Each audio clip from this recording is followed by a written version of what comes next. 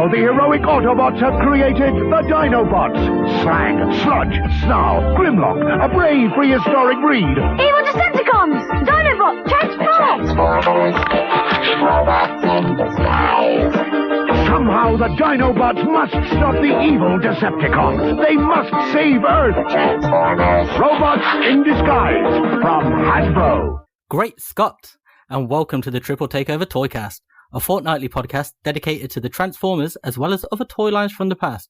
I assure you, we will be doing a M.A.S.K episode. As always, I'm joined by a writer, photographer, and a man with more toy trains than a fat controller. It's TFsquareone, also known as M.A.S.K. I am not being the fat controller for you. I'll just tell you that right now. You put that top hat on. That's amazing. And it wouldn't be the same if we weren't blessed with the company of YouTuber, writer, photographer, and all-round final boss of social media. It's Sixo. I'm still railing from fat control. I got off lightly.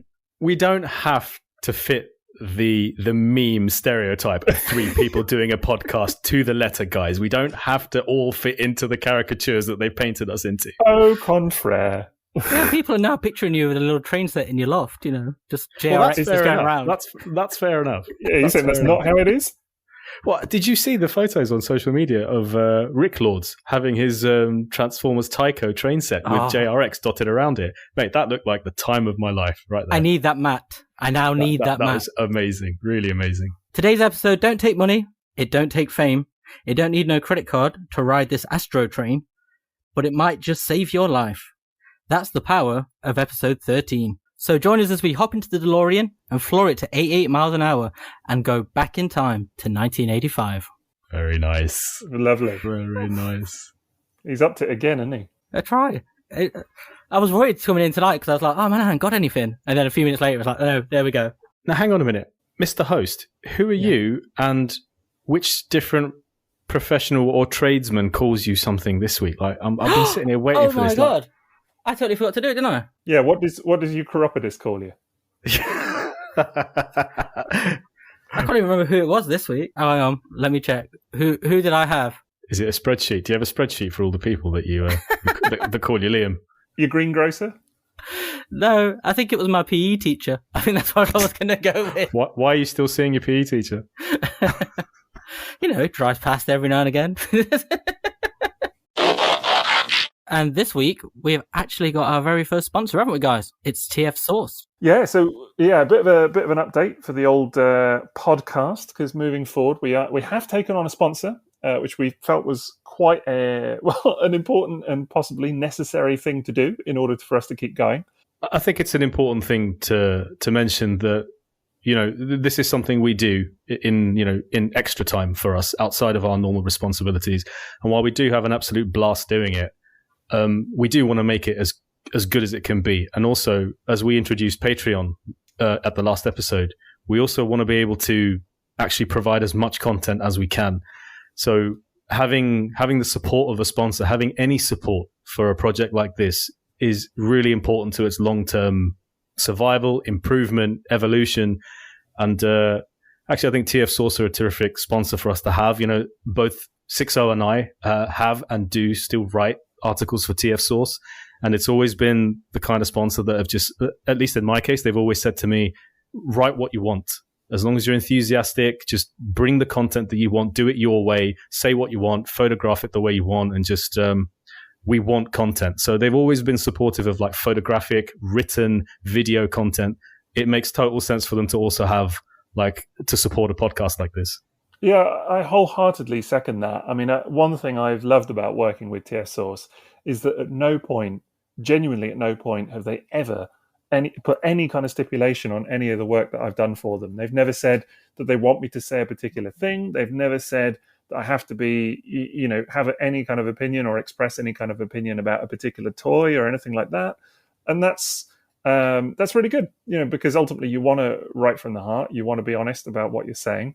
And, I think the fact that they're just happy to support content like this and all of the other stuff that we do being made is fabulous. So, yeah, it's definitely a good fit for us. Yeah, and I don't think anyone else would ever have actually supported me in writing a full article about differences in copyright stampings on Diaclone Mirages. Not really sure everyone would have been on board with that.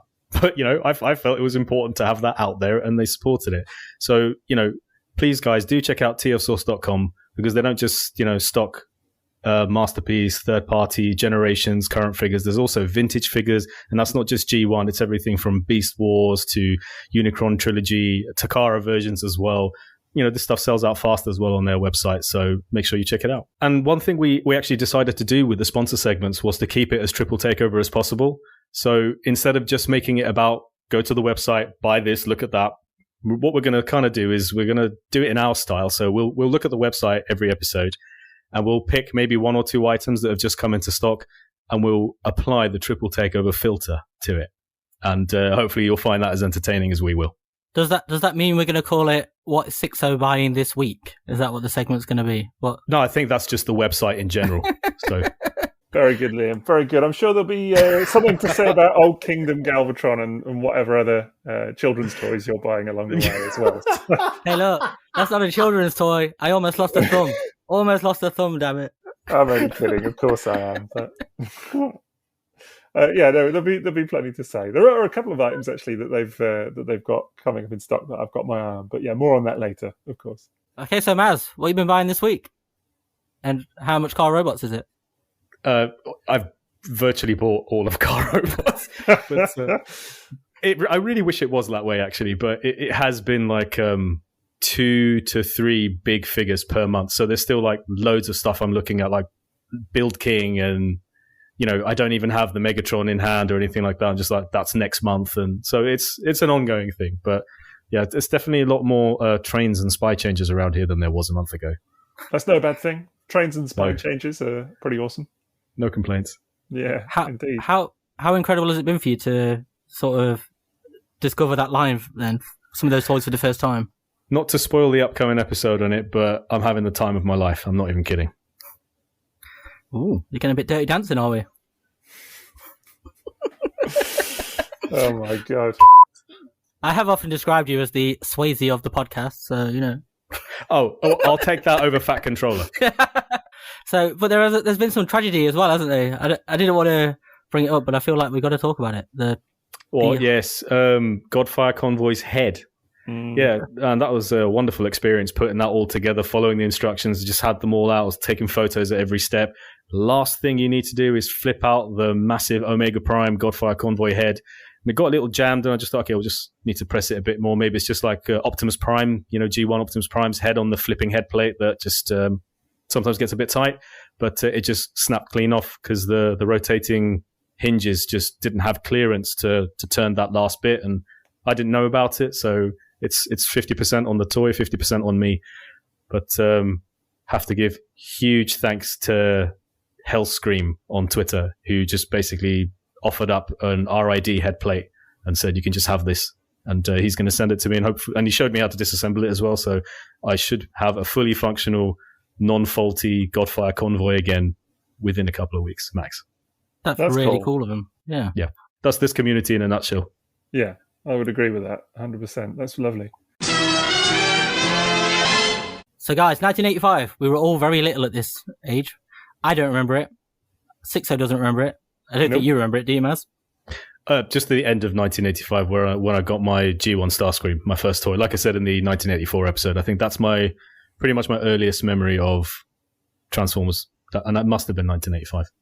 So yeah, it's the second year of the toy line as well, isn't it? So we've already covered 84 in a previous episode, but 85 is where it actually gets really big, isn't it? Everything sort of just giant sizes from here. Yeah, I mean, and of course in Japan it was the first year of the toy line, so they launched Series 1 and Series 2 together in Japan in 1985 Takara, and obviously it was other stuff going on in Europe as well. Milton Bradley were releasing G1 Transformers in their boxes, what they could, because some of it was licensed to Seiji Justra Diaclone, so they weren't allowed to do some figures until they bought that license, and then they started putting them into their packaging and so on and so forth. But yeah, it's kickoff time basically. Yeah, I think what's kind of interesting about 85 for me is that by this point, isn't it, but just become such a roaring success that actually they were kind of, if anything, struggling to kind of keep up with the level of product that was required for shelves and things like that. So hence why 85 itself, in terms of a toy line, is just such an interesting year. And that's like a theme of the whole thing, isn't it? Is them struggling to keep up and just ever expanding with this 85. And yeah, it's interesting you mentioned the Japanese G1 as well. They did put in both years of the toy line. I'm right, aren't I? It is 84 and 85 were released in 85 in Japan. Right, yeah. So, with their numbering system, they started with 01, 02, 03. So 01 is That's Convoy. where I get it from. Not that again. Call back to episode 12. So 01 is Convoy, Optimus Prime, and then 05 is Alert, which is Red Alert. So they weren't even numbering them based on here are the first series guys and here are the second series guys. It was just straight up like that. And of course in Japan, it was a little bit different. Like that early literature from Takara had a few very interesting differences to the Hasbro literature. For example, White Astro Train was shown initially as an Autobot. So that was first advertised by Takara literature as being on the good guys. But then obviously, Hasbro did Astro Train as a Decepticon in very specific colors that were not TV. And then Takara released it in white, with the NASA livery. And then they updated that to the Hasbro livery. But yeah, so it was a fascinating time. I can't imagine how fascinating it must have been as someone maybe just in the late teens or 20s who maybe was into this toy line and buying them off shelves in 85. And if they just traveled remotely with this kind of hobby, what they would have found in other parts of the world if they were paying attention. I think that, again, though, that comes back to that theme of them not doing it on the fly so much, although actually it does feel a little bit like that, because you can see, there are so many pictures of prototypes and things that still exist on those boxes at this point. I'm talking like red-headed Perceptors and, differently, like the Blue Swoop and all of that kind of stuff. There are so many indications that they were kind of doing it as fast as they could to just kind of get products out and things like that, but still doing it, still great. Don't get me wrong, it's still really good, but they were literally striking licensing deals as fast as they could, get stuff on the shelves. And I think you can really kind of see that. Hence, there are so many, as you said, so many kind of little variants, little curios about how it all kind of came to be. Even stuff like the Astro Train kind of feels like it was something that, like now, you would have Hasbro and Takara making these joint decisions, both putting out the same deco, certainly these days anyway, until recently, there may have been changes, but it's a lot more joined up. But then it just felt like, oh, you've done that? We did this. Oh, God, what do we do now? And it's really kind of, I don't know. I'm assuming obviously no email communication and all of that back then as well. It must have been, I guess, a little bit haphazard in its way. I don't know. I don't think there's any year of G1 that demonstrates more regional variations than 1985. It is by far, I think, right up there with, Canada was different to the US. The UK was different to mainland Europe. Japan was different to anything else in Asia. So in 1985, it was a wild scene. It was the Wild West in terms of what you'd get with G1 Transformers, depending on where you were buying them. But this is near the end of that, though, isn't it? It's sort of from after here where things start to solidify a lot, isn't it? Like Italy was peddling a lot of the Diaclone toys, wasn't it, under different branding for the first few years, and then didn't they all? Not just Italy. Yeah, even countries like France and Germany and Netherlands, Belgium, and even some Scandinavian countries, they would have had Justra Diaclone product on the shelf at the same time as G1 Transformers, especially late 1984, very early 1985. Italy had the Transformer branding by Gig or Gigi, I think is how you pronounce it. And yeah, I was going to ask you how you pronounce that. I think it's like GEG, like actually reading the letters out. But I'm happy to be corrected by anyone who grew up with it and can tell me concretely. But yeah, they had toys. Yeah, I always thought it was Jig. I don't know why. It might be because of the old toy line Jig. Or the old manufacturer Jig. It might have something to do with what the naming was there, but again, open to being educated on that. But yeah, they had Bopper safety missiles, so they weren't neutering the missiles the way the UK Hasbro were doing for the UK and the US. But in order to keep the toys safe, they had these massive rubber boppers on the end of the rockets that were being inserted into toys, and they would have had pre-transformers on the shelves as well at that time, Powered Convoy, the Diaclone Ultra Magnus. That would have been on sale in Italy at that time, and even in France and Germany, that would have been on sale under Diaclone. And even in Japan, they still had Diaclone coming out in 1985. And actually, I think it's the 1985 Diaclones in Japan, which are the hardest to find, because at that point, they would have had Transformers on shelves big, like people in Optimus Prime costumes and Megatron costumes in toy stores, totally brainwashing kids and them not seeing Diaclone anymore. I think that's a big thing in a number of countries that had pre-Transformers too. I guess it's also fascinating to think that all of this is pre-movie, though, isn't it? Because it's right. it's there's been no big screen adaptation of the Transformers at all at this point. I mean, we talked in a couple of episodes ago about how weird it is now to think of Transformers pre the 2007 film and what an impact that made. But actually, if anything, you're in like a real kind of eye of the storm at this point in '85, aren't you? Because everything's got onto the shelves, it's become big, but still the biggest is yet to come with '86. And just really fascinating year. And if you think about the US, have any of you ever seen those newspaper clippings from 1984 where they talk about how there was this Christmas rush for 1984 for parents to get Transformers for kids, and like loads of places were just out of stock. You couldn't find an Optimus Prime. And of course, in 1985, virtually all of the season 1 toys were re-released. They were in assortments again for 1985, obviously with added rub signs and slight differences. So I think a lot of people would have received their first Transformers maybe in 1985, even the ones that they wanted from 1984. Yeah, that's interesting. Yeah, well, they were definitely more prevalent at this point, aren't they? Because this really is the moment when Hasbro really starts shoveling it all out, don't they? They are desperate at this point to capitalize on its success. I think so. Yeah, whereas the year before, they'd possibly been caught a little bit unaware with how popular it was going to be. I think so. I think that's the case, yeah. And of course, like many countries wouldn't have had Transformers in 1984. No. There's a lot of continuity between the 2 years as well, isn't there? Arguably more than, I guess, any other year, really, in Generation 1, to some degree anyway. And obviously a lot of that is the nature of a lot of the toys being still hand-me-downs from Diaclone. But, even stuff like Skids and all of that, which, we're going to get to, there was a lot of kind of crossover between the 2 years in many regards, wasn't there? And I think that, again, is this sense of get it out, get it on shelves, and it's all just kind of them rushing to get as much product out as possible. I think is funny. The best variants come from that rushing. So you've got the red slag in Canada, which looks like the slag on the box. And I think those early Dinobots had still got the 1984 mural on the back of the box. They hadn't been updated to the 1985 mural. So you'll find like the red slag is in that box.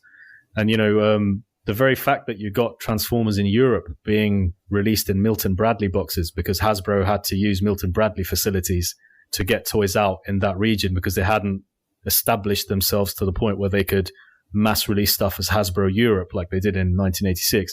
So you get them buying stock from Seiji Justra that was licensed from Takara as Diaclone, stuff like Red Tracks. And that Red Tracks in its styro just went straight into a Transformers Tracks box. And it's like, doesn't matter, it's Tracks, get it out. Yeah, exactly. And Sunstreaker goes into a Sideswipe box. It's like, doesn't matter, it's a Lambo, get it out. So the best variants come from this kind of thing. That's the thing. And it's just the fact that this stuff is across the board for that year as well. These little mistakes, really, that then equal something utterly fascinating 30, 40 years later, becomes like a real want for collectors. If anything, it reminds me back to what we were saying when we were talking about packaging, and we were talking about what toys would you keep sealed now, if you were going to pick something up. And I think at the time we talked about stuff like Studio Series Hot Rod, and saying, actually, you really can't put any money on stuff like that becoming worth anything in the future because it's the obvious popular stuff. Whereas actually, if now you knew that they were putting stuff, like if they were putting, I don't know, a Studio Series Cup and a Studio Series Hot Rod box, and that was like a mistake, but there were a couple out there, then that would almost be the one to kind of look out for, if anything, although not to the same degree. But it's I don't know, it's just funny how that stuff happened at the time. I still think people really cared about the Red Tracks, not just because it was a different color, it was because it was red on the back of the box in the 1985 art. That's why I think you get a group of Transformers enthusiasts who care about it rather than just Diaclone enthusiasts who care about it, or variant enthusiasts. It's like it has some sort of significance. Same as Blue Streak. The reason people really love that is because that's what was on the box. Because I definitely don't see as much, passion for other Diaclone colors that didn't have any significance in Transformers. They're just oddities to people. Yeah. compared to The this. red tracks I remember being fascinated by as a kid. Even as a kid, that was like, what is that? It's just a lot of that back of box stuff. Was just endlessly fascinating to me. Mm-hmm. It always made the world of the Transformers seem so different to the cartoon and the comics as well, because you had those color differences and the way they looked like the toys. It always just felt like you were looking at something different, like a different angle of fiction almost. Mm-hmm. Yeah, it seemed more serious in a way. I don't know. Like the cartoon seemed very cartoony to a large degree, even as a kid. But those back of box battles made it seem like this was a series with gravitas. I don't know. It felt like very, very alien and very cool and weird and just, I don't know. There was something about it. Something really about it. Very populated as well. Yeah. Even though it was like 5 hot rods in one picture or whatever. But in 1986, yeah. Yeah. I know it's the next year, but that's the ultimate one that always stands out to me. But even in 85, you've got like 3 Grimlocks, I think, on that picture. I forget. Yeah. I'd need to recount. I can't remember offhand. I think it's 4. Is it 4? I think it might be 4. There's one bit. I mean, it depends if you count. Obviously, there's one bit where he's transforming and he's been drawn multiple times, but he definitely crops up. He's in the background transforming. He's in the foreground. I think he's in the back right from memory. I'd need to look at it again.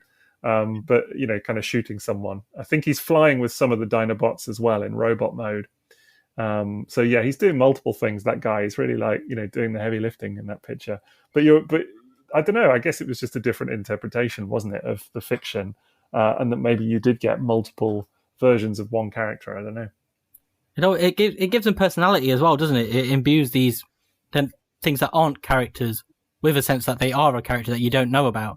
Like a red tracks, you see that and you think it's something. The same like you're saying about Blue Street, when you see that art, it exists. And so it's like, why does that exist? It's not just like sometimes when you get just a different color of a toy, it's just a different color of a toy. But when you see that, it's something that triggers something in your imagination and it makes you want to know what it is.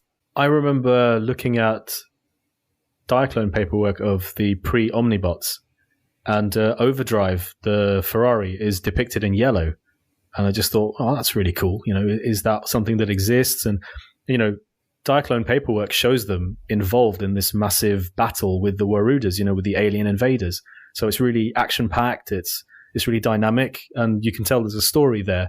And even though those toys weren't wholly sentient robots the way Transformers are, it's still, like you say, there's that artwork makes immerses you in the world, and then you kind of start thinking, what's that about, other than just like a catalog picture. There's that toy in a slightly different color. You don't look at it just on a toy level. No, because they're participating in something, in an event, these characters are. So it feels like something important. And it is, like I say, when you get those toys, a lot of time you're in the back of a car or a bus or something, and you're staring at that box all the way back, and that's where your mind is focused on. And so that's why it's so important. So true. Yeah, I remember going with my dad to pick up my mum from college. It must have been 1986, I guess. And he had bought me a G1 Grapple on his way back from work. Apparently there was a toy store in Tottenham Court Road where he used to work. I can't remember if it was ABC or NBC, which particular one he was working when they had offices there in Tottenham Court Road in London, central London. And there was a toy store just around the corner from his offices.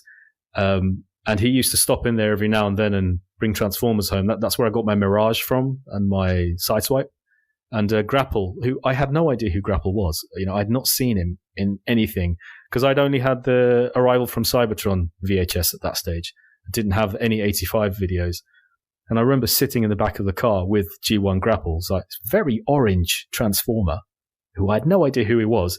And I must admit, I was saying, well, why can't you just bought me another Lamborghini? Or why didn't you buy me Jazz? Why did you bought me a truck? I don't even know who it is. But I remember that whole sitting in the back of a car, But I didn't throw up on it. Just if anyone's wondering, that's good. Yeah. I guess the irony of all of that, not the throwing up bit, but the irony of all of that is that that actually pretty much all of the characters, the cars and whatever anyway, were represented in the cartoon, weren't they? I mean, not so much in 85 because you got stuff like the Jump Starters, Deluxe Insecticons, things like that. But actually, I'm thinking in terms of repaints anyway. It's not like now where you might get weird recolors of toys that don't appear in fiction or don't really have a place in a cartoon or whatever. Actually, then pretty much everything was represented in one way or another, and you didn't really get just random repaints, did you? I mean, you had Grapple and Inferno, in 85. Obviously, you had Ironhide Ratchet in year 1. There were some examples, the Datsuns, but even then, there's typically like differences between them. It's not just straight up repaints. And actually, I had this conversation with someone online the other day who was asking about were there lots of repaints in G1. And it was like, actually surprisingly few. Like, it's really a very, very, very rare occurrence. A couple in the first 2 years, maybe 3 years. But I mean, after that, very little at all. So, it's fascinating now how different it is to today, really. Yeah, because I think in the 84 line, it's only the Seekers and the Tapes, isn't it? That are the recolors. Blue Streak and Prowl, I guess, if you can. Yeah, but Prowl's got the light bar, though, doesn't he? Well, he obviously does, but I mean, there's still slight differences between those, whereas the Jets and the Tapes are just the same, just in different colours, aren't they? Yeah, Buzzsaw, Laserbeak as well. Yeah. Yeah. So I guess you also had like yellow and red Cliffjumper, yellow and red Bumblebee. That's true. Yeah. Which was, again, another attempt to pad the line, wasn't it? But yeah, I don't know. It just strikes me as funny. That's all. But what repaints there are certainly in those first couple of years. But even then, it's not that many. Seekers aside, perhaps. It's really not. It's weird how you don't think of them as repaints as well, because they are separate characters, aren't they? That's how they get you with those Seekers, man. That's how they get you. Honestly, like they just, people are like, oh, I don't like repaints, but then I'll buy 8 Seekers. I'll get the Rainmakers as well. I'll get those. The number of people I see getting that Rainmakers, War for Cybertron pack or whatever, and it just always makes me giggle. That's all. But that's how they get you with the Seekers. Or being upset about not getting it. Right. I mean, we talked about this in 1984, but nowadays, as a collector, where you sort of hate yourself a little bit for eating this stuff up, man, that's all I wanted as a kid. I just wanted the 6 planes.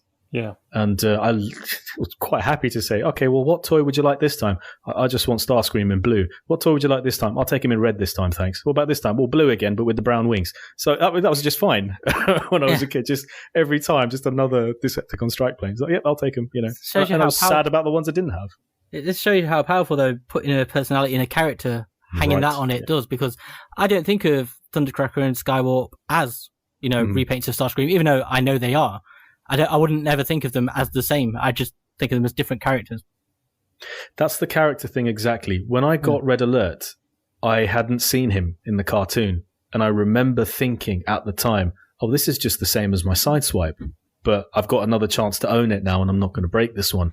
Because I didn't have Desertion of the Dinobots yet on VHS. And that's where I first saw Grapple. That's where I first saw Red Alert and a lot of those toys. And I'd had Megatron's Master Plan, so Thrust, Ramjet, and Dirge were obviously like big favorites of mine. And I'd seen Smokescreen for the first time in that episode as well, when they all roll up at the mayor's speech, and the Decepticons are trying to steal the energy, and Prime and Trax as well, because my brother had bought Trax. I was like, oh my god, my brother's toy is in this cartoon, and he's got 3 modes. He's amazing. Before Ramjet knocked him out of the sky. So. And I loved Megatron's Master Plan so much for bringing these characters to those toys. It meant so much. See, for me, it was Dinobot Island, because there's that. I mean, aside from the fact that it's a Dinobot-centric episode, so it's going to be quite entertaining anyway. But there's that brilliant sequence halfway through where they're trying to close all the time portals. And there's a sequence of the pirate ship where you've got Trax, Sea Spray, and Cliffjumper. But for me, it was those first 2.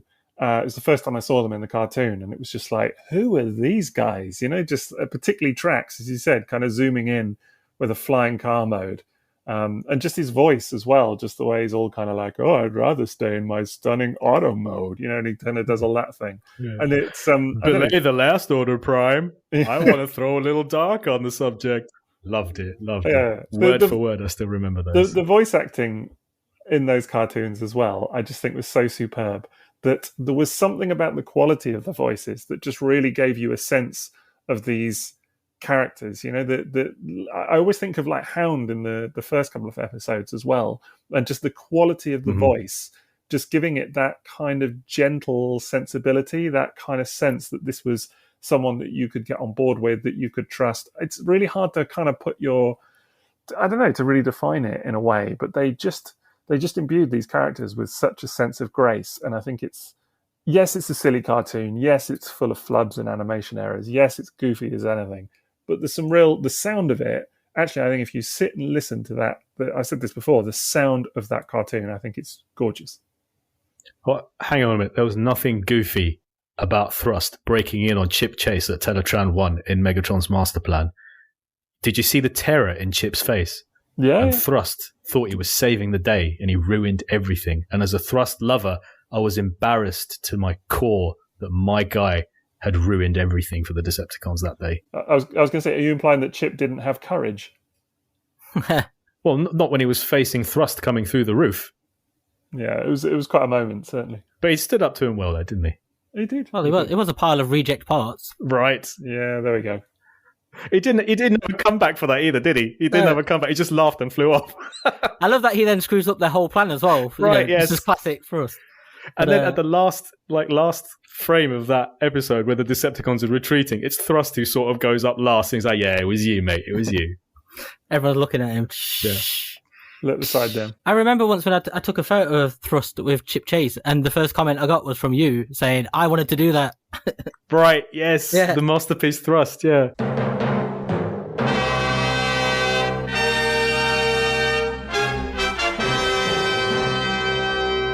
It's good we're talking about the cartoon, though, because that does follow the similar sort of pattern of the toy line, doesn't it? By having, 52 episodes, whereas... Is it 52 or 54? That's mad, isn't it? Yeah, compared to season 1. Right, because basically season 1, as we know it basically finished at Heavy Metal Wars, right? Yeah, was it 16 episodes or something in season 1? I'd need to look it up, but very few comparatively. Yeah, because I think it's the mini-series, isn't it? Is it the 4? And then there's an extra 12, sort of pad it out to a season. Right, yeah. And then Dinobot Island was the one where all the new characters came in, wasn't it? Predominantly, That was yeah. the first appearance of most of them, yeah. Yeah, Perceptor, quite a few of them. And they've all got really clunky intros as well. They're all kind of like, why don't you use me, Perceptor? It's kind of like, what? Do you not introduce yourself that way at parties? Yeah, exactly. It's clunky as anything. There's a lot of kind of expositional introductions going on, but not as much as the comic, actually. Like the comic, early comic, not the UK material so much, but the US stuff was really egregious for this, honestly. Like there's a very... Is it like the roll call? Yeah. There's it's 84 actually, but there's if you've not seen it, I'll have to send it to you later, but there's a hilarious panel from the first issue of the American version of the comic, and there's like the whole of the 84 Autobot cast introduce themselves in like one panel, and they say their name, but they also state their greatest ability. So it's all like Cliffjumper going, oh well, they'll never get away from Cliffjumper with my glass gun, and it's painful. It's painful to say the least. Yeah. Again, I'm just reminded of how you introduce yourself at TF Nation. Yeah, that is. Yes. And then someone says, "It's him." Yeah, exactly. It's him. I don't know what my greatest ability would be, really. Is my greatest ability being able to reach the top shelf in the supermarket? I don't know. It's I'd have to think long and hard about that one, probably. But but no, lots of expositional introductions, as I say, in the old cartoon. But some really interesting characters as well. One thing I will say about 85, and I actually love 85 more than 84 for many reasons. One of which is that I think there is a lot more interesting characters, because in 84 you've got some quirky ones, but a lot of very traditional jocks. You've got your Sideswipes, your Sunstreakers, you've got your real kind of classic hero archetype lads, and then in 85 you get your Renford rejects. You've got your to sort of say it a little bit. You've got your Cosmos, you've got your Perceptor. You've got your, all of these guys. Warpath, who's, sliced short of a pizza, isn't he? But, you've got, all of these weird dudes. Powerglide?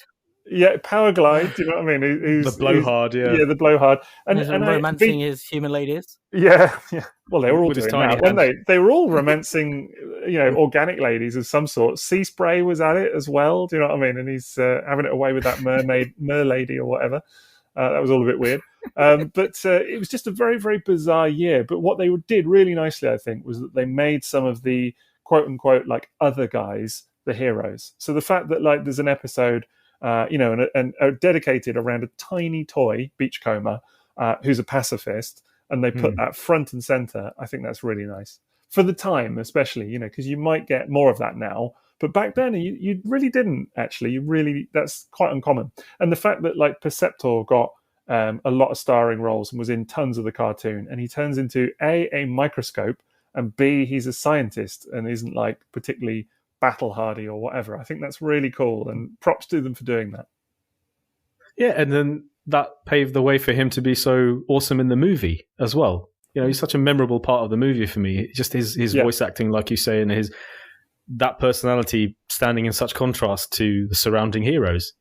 But, I think you need that. I think you need that kind of break almost from them all just being hardened warriors. It would get one of the reasons that I find the War for Cybertron cartoons, not to get into that today, but one of the reasons... Here we go again. Good heavens. You say that like I talk about it all the time, and I actually make the point. Every episode. I don't. You don't even see Optimus Prime transform on screen. That's my friend. Scorponok went down a hole. That is the only two criticisms I've ever made of that cartoon on this podcast. So here's the third in 13 episodes. Here you go. You can take this to the bank. It's that there's no real brevity. There are characters that are supposedly not as battle hardened or whatever, but they're still kind of grim and, kind of in the war and all of that. And it's all just very one note, I find. Whereas actually back then, it was a much lighter cartoon anyway, generally. But I like the fact that you had these very different archetypes of different characters, and that they weren't all as, on the front lines. And, they're actually characters that happily said, I don't want to fight, and they weren't up for it. And you get a bit of that in WFC as well. I know you do. But I don't know. It felt to me like the characters back then, and that's not just me being, it's the golden years and everything now new is rubbish, because I don't think that's true. There are tons of great modern cartoons and some fantastic modern Transformers media, some as well. But, I just Name 7. Robots in disguise. Yeah, too right. Yeah. But, you were talking about these... you were talking about these Beachcomber especially.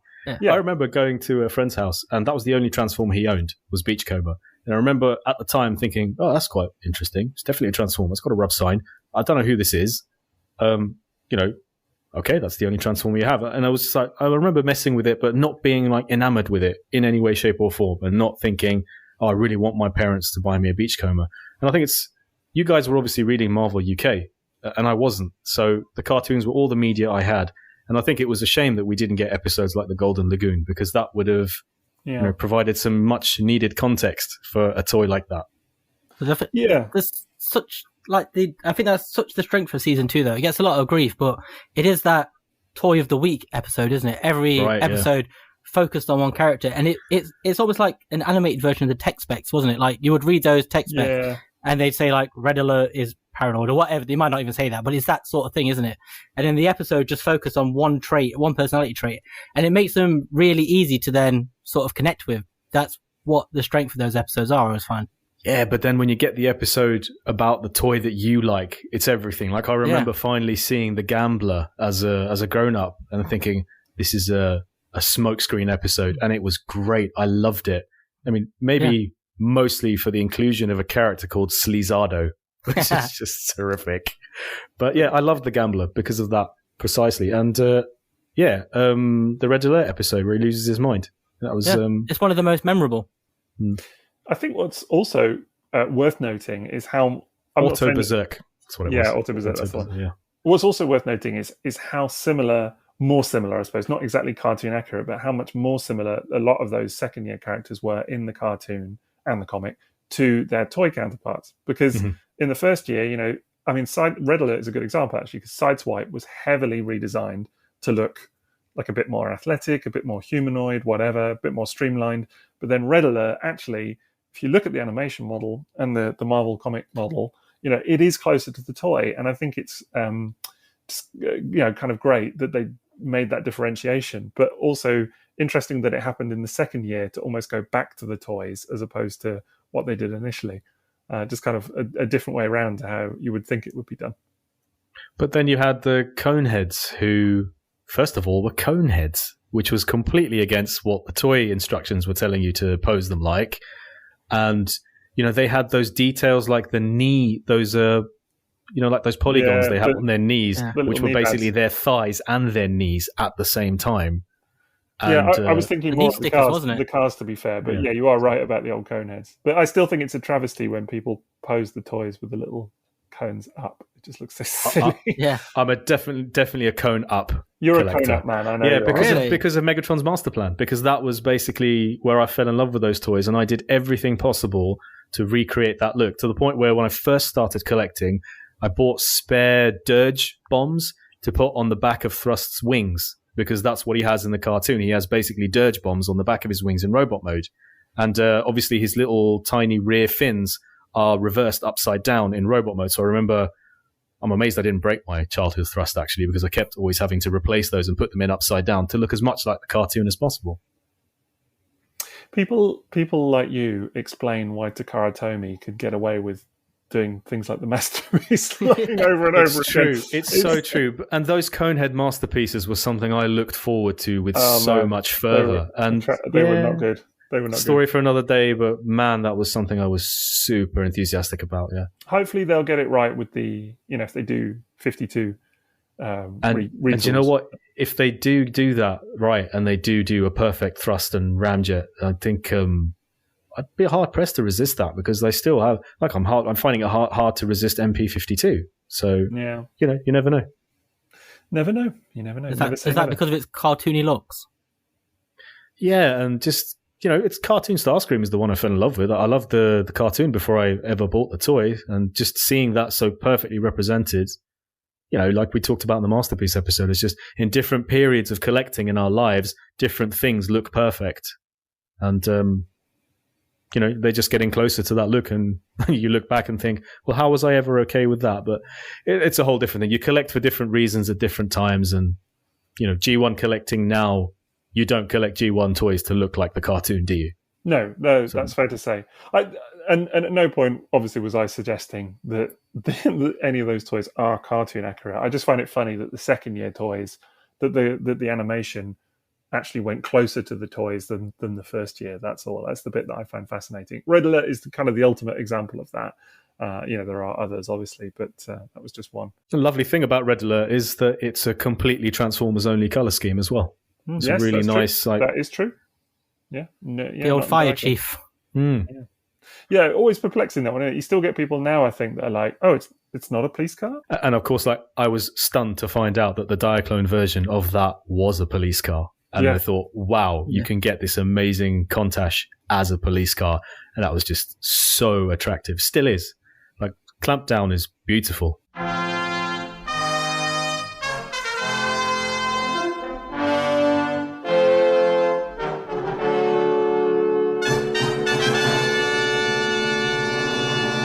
A lot of the nicest things that I felt came out of 1985, I used to own, and now I only have photos of, because it's such a popular year, and there are so many popular toys that are still enduring in desirability. I just can't even imagine ever being able to have them again. That's true. Things like Mexican variants of Prowl in black with the black Prowl head, and right. Mexican Smokescreen, which is actually the blue streak body, but in smokescreen colors. I've owned all of these, and it's just so difficult to find them now because everyone's looking for them and everyone pays loads. Red Slag. It's Slag. like I was offered 2 Red Slags recently. I'm trying to say that sentence with a straight face. Wow. This is becoming a theme on this podcast, isn't it? Anyway. It's a family-friendly podcast, Maz. Yeah. And Red Slags are just getting more and more costly these days. And you get much less for more. Or you get for what you pay. Cheapers. So I mean, that toy comes with a exclusive red launcher, and you just can't find them for love nor money. So if you're going to buy a red Canadian Slag, if it doesn't have the launcher, you just have to accept that you're never going to have it. Yeah. And the price of those has gone so high now for junkers. Yeah, I was going to say, and do you know the only ones I ever see are junkers? Actually, really, I very rarely. I can't remember the last time I saw one that looked halfway decent. I always see them beaten up and whatever. Yeah, I just think there are so many people who are looking for these toys now. If you happen to own one in great condition, you don't need to go to eBay. You just basically, who to talk to get top dollar. And it's just it's an easy sale, no eBay faffing. And that's the same with things like Black Mexican Prowl as well. like Redfoot Optimus Prime. I was just going to say about the old stuff like Seiji that. Prime. I was, I have a Seiji Prime now, finally, which was a real. I was going to say box tick, but that's not doing it justice, because that for me was a real, quite a heartfelt win. I was so happy to get it, and it's lovely. Good find. Yeah.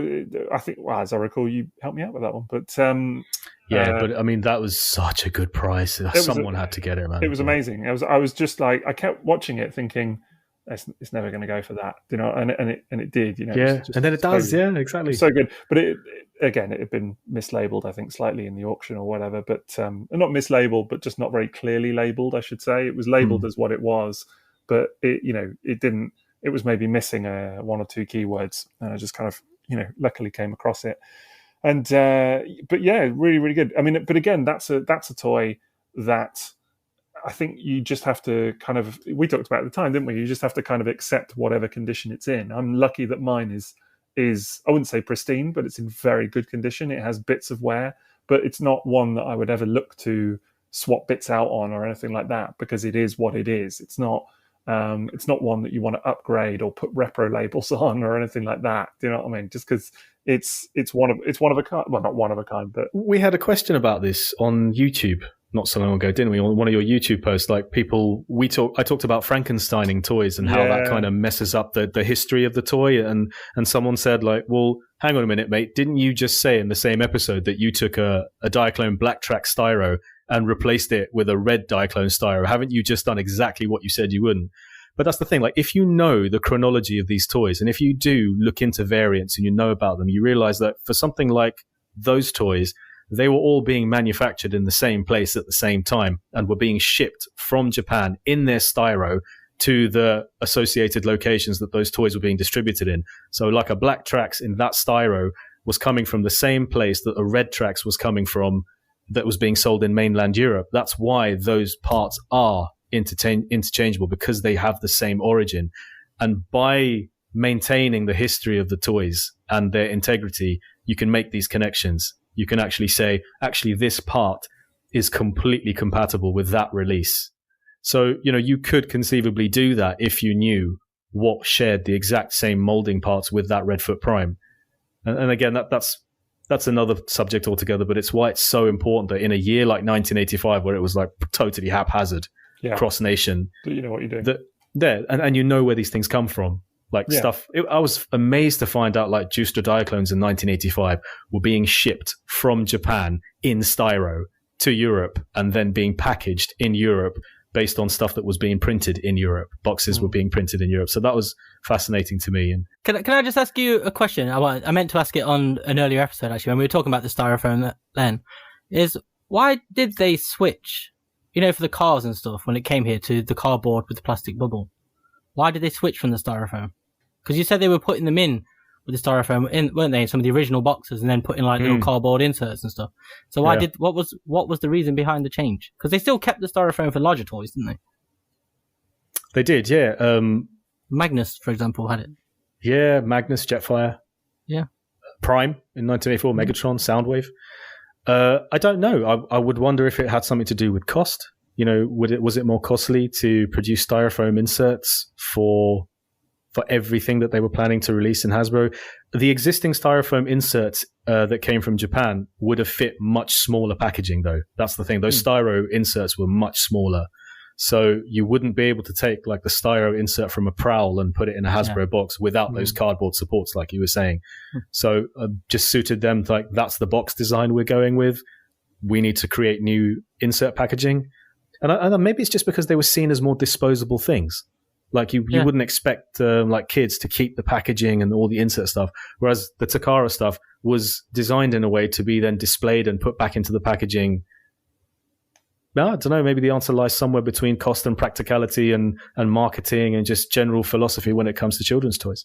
There was something. It's like I knew about it, but I never really thought about it until you mentioned it, and then it ticked something in my head, and I was like, why did they change those boxes? Because you just think if they were already coming in the styrofoam, they would have designed the boxes around the styrofoam and the dimensions they had. But so it's just fascinating to think that they then instead went, no, we're going to redesign the boxes and create a whole new inserts.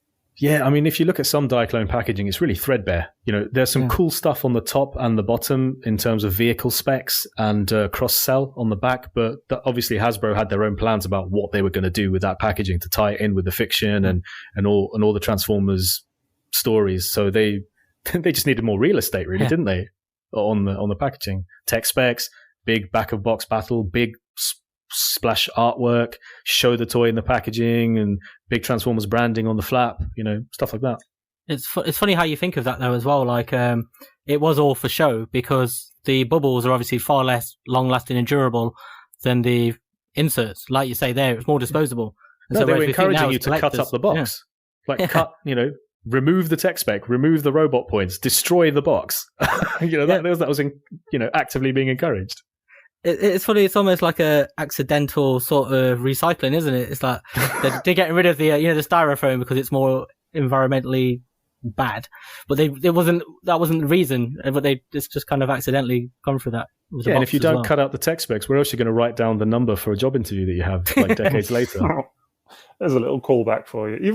It's getting to the stage. This is becoming like the MCU. This podcast, you've got to really follow each little bit of it. Do you know what I mean? We sat down to watch old Loki recently, and the first thing my wife said was, I really don't want a history lesson on this before we start watching it. Do you know? I was like, fair enough, we'll just go in cold. And then within 5 minutes she was like, who's that guy? Honestly. And I kind of feel at some point that we're going to be like the same thing, because we're making references to stuff, and then we'll have to do a quiz at some point. So. I look forward to the Netflix series then. Yeah, well, yeah, there you go.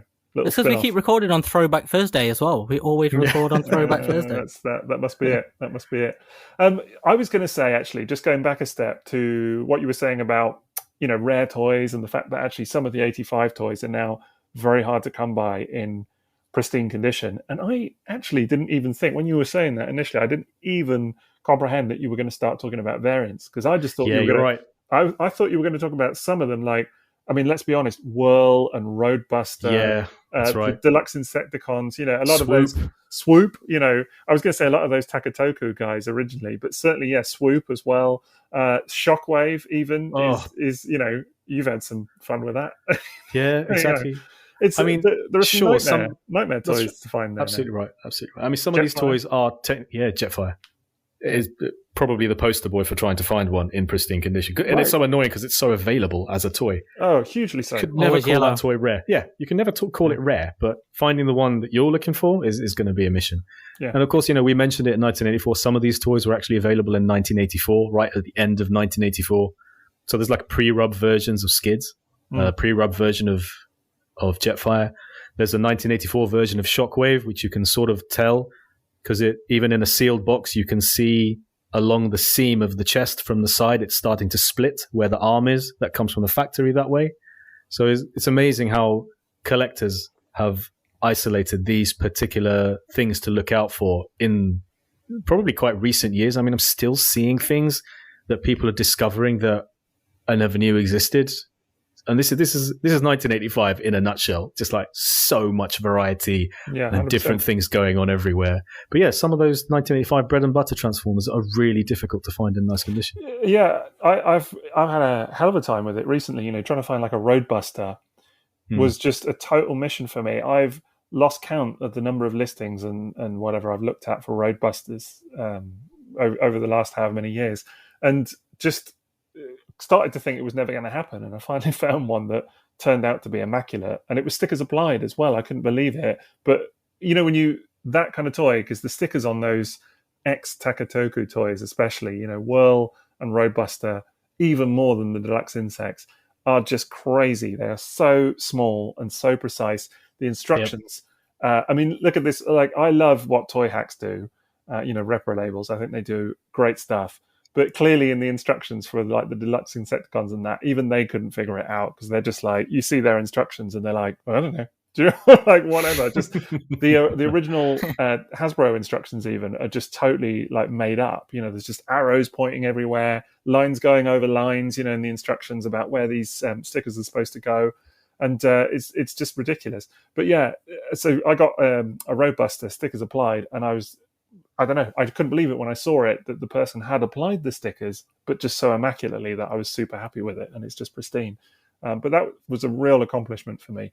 And to not find one that cost a arm and a leg as well was good. But so many of them that are just worn to anything. It's sad in a way, but also kind of fun. A lot of that as well is because they were so prevalent. They were so used as kids' toys, weren't they, as well? So there is a lot of... Yeah. That's why you find those so often, like in junk shops and stuff. It's always the dead remains of a red alert or a smoke screen. And there actually some of them, and again, I would use the Deluxe Insecticons as a prime example because, they were used as kids' toys. They're also hugely not durable, those toys. Like, they are very nice toys, but something like Ransack, I mean, I've actually had two because the first one just kind of crumbled a bit on me almost. Even though it was nice when I got it, it lasted not long. And then I used it for sort of spare parts or whatever. I've still got the kind of crumbly one just because I was like, okay, if ever the other one does deteriorate, then I've got some spare parts or whatever. And touch wood, I've been lucky so far. But, they're really not built to last in any way, shape or form. And I can also imagine how those characters not being seen in the cartoon, they crop up like one scene. They're in those Deluxe Insecticons in the UK version of the comic only, and they're barely mentioned by name. I can imagine how they were probably no one's favorite character, and so they probably just got like a bit thrown to the side and kind of disregarded or whatever. So all of this kind of adds up to make them hard to find now, I think. It's always the way. It's the ones that nobody wanted that then become the hardest to track down and the most desirable. Well, of course, we didn't get them in the UK either, did we? That's true. So there was a lot of toys with that kind of weird licensing because they weren't originally Hasbro and Takara toys that we didn't get in the UK. But like, it's funny, they turn up in mainland Europe. So you get like Milton Bradley versions of Deluxe Insecticons and Roadbuster and Whirl. And you get Omega Supreme in slightly not Transformers packaging, but very clearly based on Transformers packaging. And it's an official toy box item. Yeah. Very clearly in Omega Supreme colors, but it doesn't say Transformers on the box. And that was sold in mainland Europe. Shockwave was a Milton Bradley toy. We didn't get that in the UK. Yeah. So my Roadbuster's from the Netherlands. Yeah, so it's a Milton Bradley Roadbuster. Yeah. Which somehow bizarrely ended up being sold in Japan as well, in Milton Bradley boxes. Oh, you see, in the Transformers branding? That I didn't know. Shows up so strangely, like once in a while in Milton Bradley boxes, a Roadbuster will turn up in Japan. It's really odd. And then, of course, we didn't get Old Swoop. Oh. Right, yeah, which we detailed in previous episodes. Liam's grandma tales. Cost and fragility. And It's a good example, though, because, again, Swoop was a good example, and Shockwave, of characters that the comic put front and center. And I'm not just talking the US comic, I'm talking the UK storylines. Yeah. They heavily focused on these toys, on these Made characters. And, Swoop had the whole thing with his name, originally being Dive Bomb in the comics, and that his name got stolen by Dive Bomb and all of that. And I've read. What's in a name? What's in a name? It's brilliant. I love it. It's a good story. But then the fact that you couldn't even get the toy, it's just kind of incredible. Not to mention he was big in the cartoon as well. So, and he's in some of my favorite episodes, like Desertion of the Dinobots. Starring role in Transformers the movie as well. Well, not starring, but he's in it. Prominent. Unlike Snarl. Blink and you miss him. But it's just kind of mad, isn't it? Very haphazard approach to distribution and all of that. And as you said, just I'm sure as a result of a lot of licenses and all of that, but also a lot of fragility. And well, do we want to talk about that? Like where some of these toys came from? Definitely. Yeah. So, we did get Jetfire in the UK. Jetfire was quite widely available outside of Japan. They couldn't sell it in Japan because this was obviously a toy. And it's funny, Liam had this recently as well. He posted a picture of G1 Jetfire and he started getting people telling him that's not a Transformer, that's a Macross Valkyrie. Yeah. And we're like saying, yes, it is. But it was licensed by Hasbro from, at the time, Bandai, because Takatoku had gone under by the time Jetfire came out. So Bandai had the license for these 155 Chunky Monkey Valkyries, as they're called. And they released Jetfire in Jetfire colors. And obviously in the cartoon, they couldn't depict him in the same way as he looked as a toy, which is straight up Macross repaint with a few safety features added, rounded nose cone and stuff. And then we had Skyfire in the cartoon, who didn't get a toy. You bought Jetfire instead. And Jetfire then couldn't be sold in Japan as Jetfire because of the clash with the Macross license and all of that palaver. Jetfire was available in mainland Europe, in Milton Bradley boxes in 1985, and then also in 1986 in Hasbro Europe. And I think that might just be my favorite 1985 Transformer, and it wasn't even a Hasbro Takara product. Surely that toy has stood the test of time. One of your favorite immaculate G1 Transformers, isn't it? I would have thought. Yeah. One of my favorite toys in history. Top 5 toys in history. It's like probably at number 2 for me. Like some days I think it's number 1. Just the best toy ever made. Articulation that was just way ahead of its time. Looks wise, size wise, just that whole snap-on armor, the beauty of those modes, and man, what looks better than a G1 Jetfire all hooked up with his armor, or even just in its box in jet mode? It has such a presence as well because it's a large toy. It's not a small toy.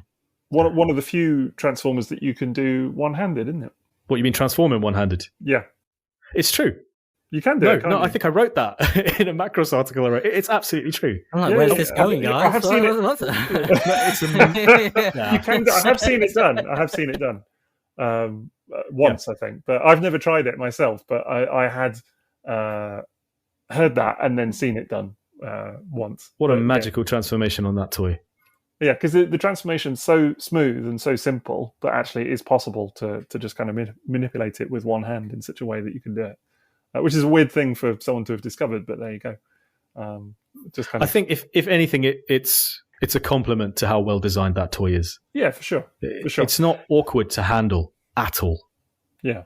I think it's exceptionally well built. I think a lot of people remember it for the die cast and all of that. The fact that it was so sturdy.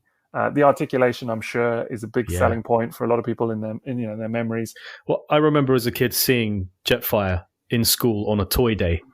So we had, like that one day before the end of term when everyone was allowed to bring in their toys at school.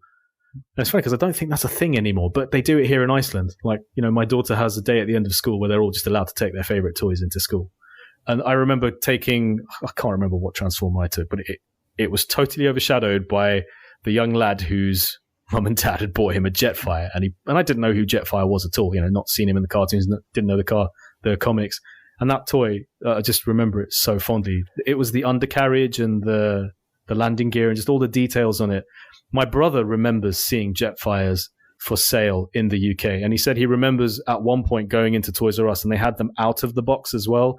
Like in that third girl walk mode, he distinctly remembers that being displayed like that in a toy shop. So from the way we're talking, does this mean I'm the only one who had one as a child? I didn't have one as a kid. I didn't have one, no, but I knew someone. Well, we didn't have your nan. Yeah, man. No, that's not how I acquired Jetfire, through a playground trade, because it was that there was always kids who had grown out of Transformers really quick. They were like super into it for a year, then had moved on, and so this kid had got it and he had no interest in it whatsoever. So I can't remember the trade, but it wasn't very much. It was That's one of those. How you get all your Jetfire toys, isn't it? People just walk up to you and give them to you in plastic bags. It's a recurring life theme. That's the first time I met you in person, Liam. You were just wandering around with that plastic bag of Armada, Jetfire, and whatever. But you maybe see like Rab C. Nesbitt or something, like some like drunk guy walking around with kind of white lightning and the Jetfire in a carrier bag. I didn't say that. Can I point out? But, anyway, to be fair. Yeah. But no, I knew someone that had one, definitely, because I remember as a kid the pop-out wheels being so fascinating with the way they worked and quite lethal, but yes, very lethal. But so much of it is familiar to me in terms of nostalgia that I definitely had to play with one, but I'm pretty sure I didn't have one. You can't lay eyes on that toy as an enthusiast of toys or as a kid who likes Transformers and ever forget it. It's looks wise, it's just way up there. Handling wise, the robot mode proportions were so fantastic. I mean, it was so far ahead of its time as a toy. I mean, it's no wonder that Macross has the passionate fan base that it does when that's what it launched with. Yeah. And they just kept pumping out different colors of that mold, which did different things, different heads, different armor. And it's I do love your little collection of them.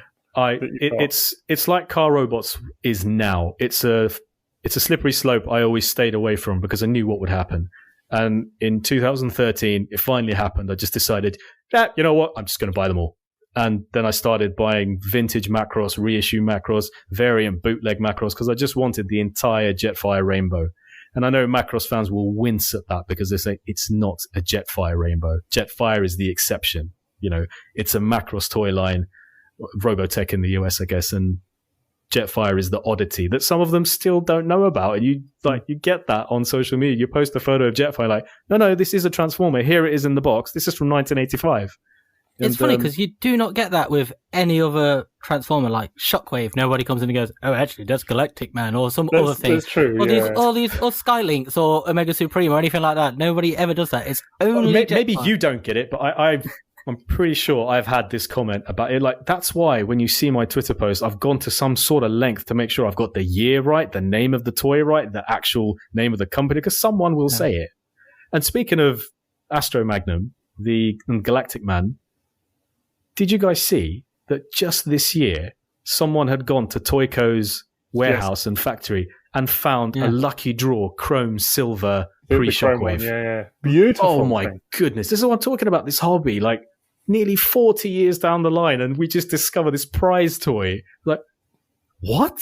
Yeah. And some kid in Japan has it, other kids have it. Absolutely amazing. It's always funny with that to me because I always remember the Jetfire toy, obviously. But as a kid, on the children's channel, they used to have a block with Transformers, and following it would be Robotech. So I was always aware of Robotech. Right. And so when I saw those toys in a non-Robotech form, like the Valkyries, I used to be like, fake Robotech. Not connecting the Jetfire dot, if that makes sense. The same. I had a mate that was very into Robotech and whatever as well. So yeah, I was well aware of that. But they did actually animate Jetfire in his toy form, didn't they? For in the TV advert, right? For the TV advert. Yeah. There is a brief bit of animation for him, which can still be found, I think, on YouTube or whatever today. So that's kind of fascinating. It looks cool as well. It does look cool. Do you guys ever notice in auction lots, like from the UK, you will every now and then see a Macross Valkyrie? I think it's the VF1J that you see, the grey one with the red stripes on the wings. You still see that sometimes because that was released in the UK. The other thing, I guess, that's funny about Jetfire is that, of course, it has the same origins as the stuff that we've already been talking about, about Roadbuster and Whirl and the Deluxe Insecticons and all of that, in that they were originally, as we said, Takatoku products. And then it was only once Takatoku went under and that Bandai bought all the licenses for them and then subsequently licensed them to Hasbro that they got ported over to Transformers. But I guess, I don't know, that I remember kind of learning actually that Jetfire had the same origin as all of this, kind of other weird stuff and being like, oh, okay. Because I think Jetfire is a kind of history that a lot of people, people know that it's a Macross toy originally, but I don't know if people necessarily make the same connection as to, the stuff, the other stuff that I'm talking about. Do you know what I mean? Like all the Deluxe Insecticons and things. So it's just, yeah. So it's just kind of funny how actually they all sat under the same sort of umbrella. Well, like Dorvac is Roadbuster and Whirl, and then you've got Beatras, which is the bugs, the Deluxe Insecticons. Yes. And it's funny because the Beatras Ransack only got a really, really small run. And it's super hyper rare toy to find. There's a lot of debate, isn't there, about whether it was actually made or not, but the theory is now that it was. But exactly. As you said, in a very late kind of limited run, just before Takatoku Beat Vadam is the name. Yeah. In green. And actually, one just sold recently. The same guy who had the prototypes we were talking about the other week, like the swoop from the Transformers box with the red and gold parts and the grapple, which was from the box. The guy had, I can't remember whether it was a hand painted. I don't think it was hand painted. I think it was just like a production Beatras Ransack in green. And that just went for crazy money because it's so difficult. And apparently it's like proper end of line stuff that it was released. But then, of course, we got Ransack in Transformers. So I've always wondered, like, do fans of Beatras have a lot of affection for Ransack? Maybe. Yeah, maybe. Well, I think it would be, if you were into Beatras, surely it would be tempting to own those toys in other colours, at least. I mean, I've definitely looked at a couple of the Beatras toys, like Beat Googal. I saw one going recently, the kind of pre-Chop Shop. And I remember thinking, wow, that's kind of attractive. And it was not a bad price, actually. It's beautiful. I was sorely tempted. It just wasn't kind of the right time or whatever. I don't know, maybe one day it'd be nice to, be kind of fun to do that. But as you say, trying to track down the old, pre-Ransack could be What a find that would be, though, to be the one who finds a beat that unboxed. Yeah. What a find that would be. It would be something. I don't think that's my destiny somehow, but never know. I can't wait for one to show up. I really can't. It'd be so nice to have that confirmed that was actually end of line released. It'd be such a treasure.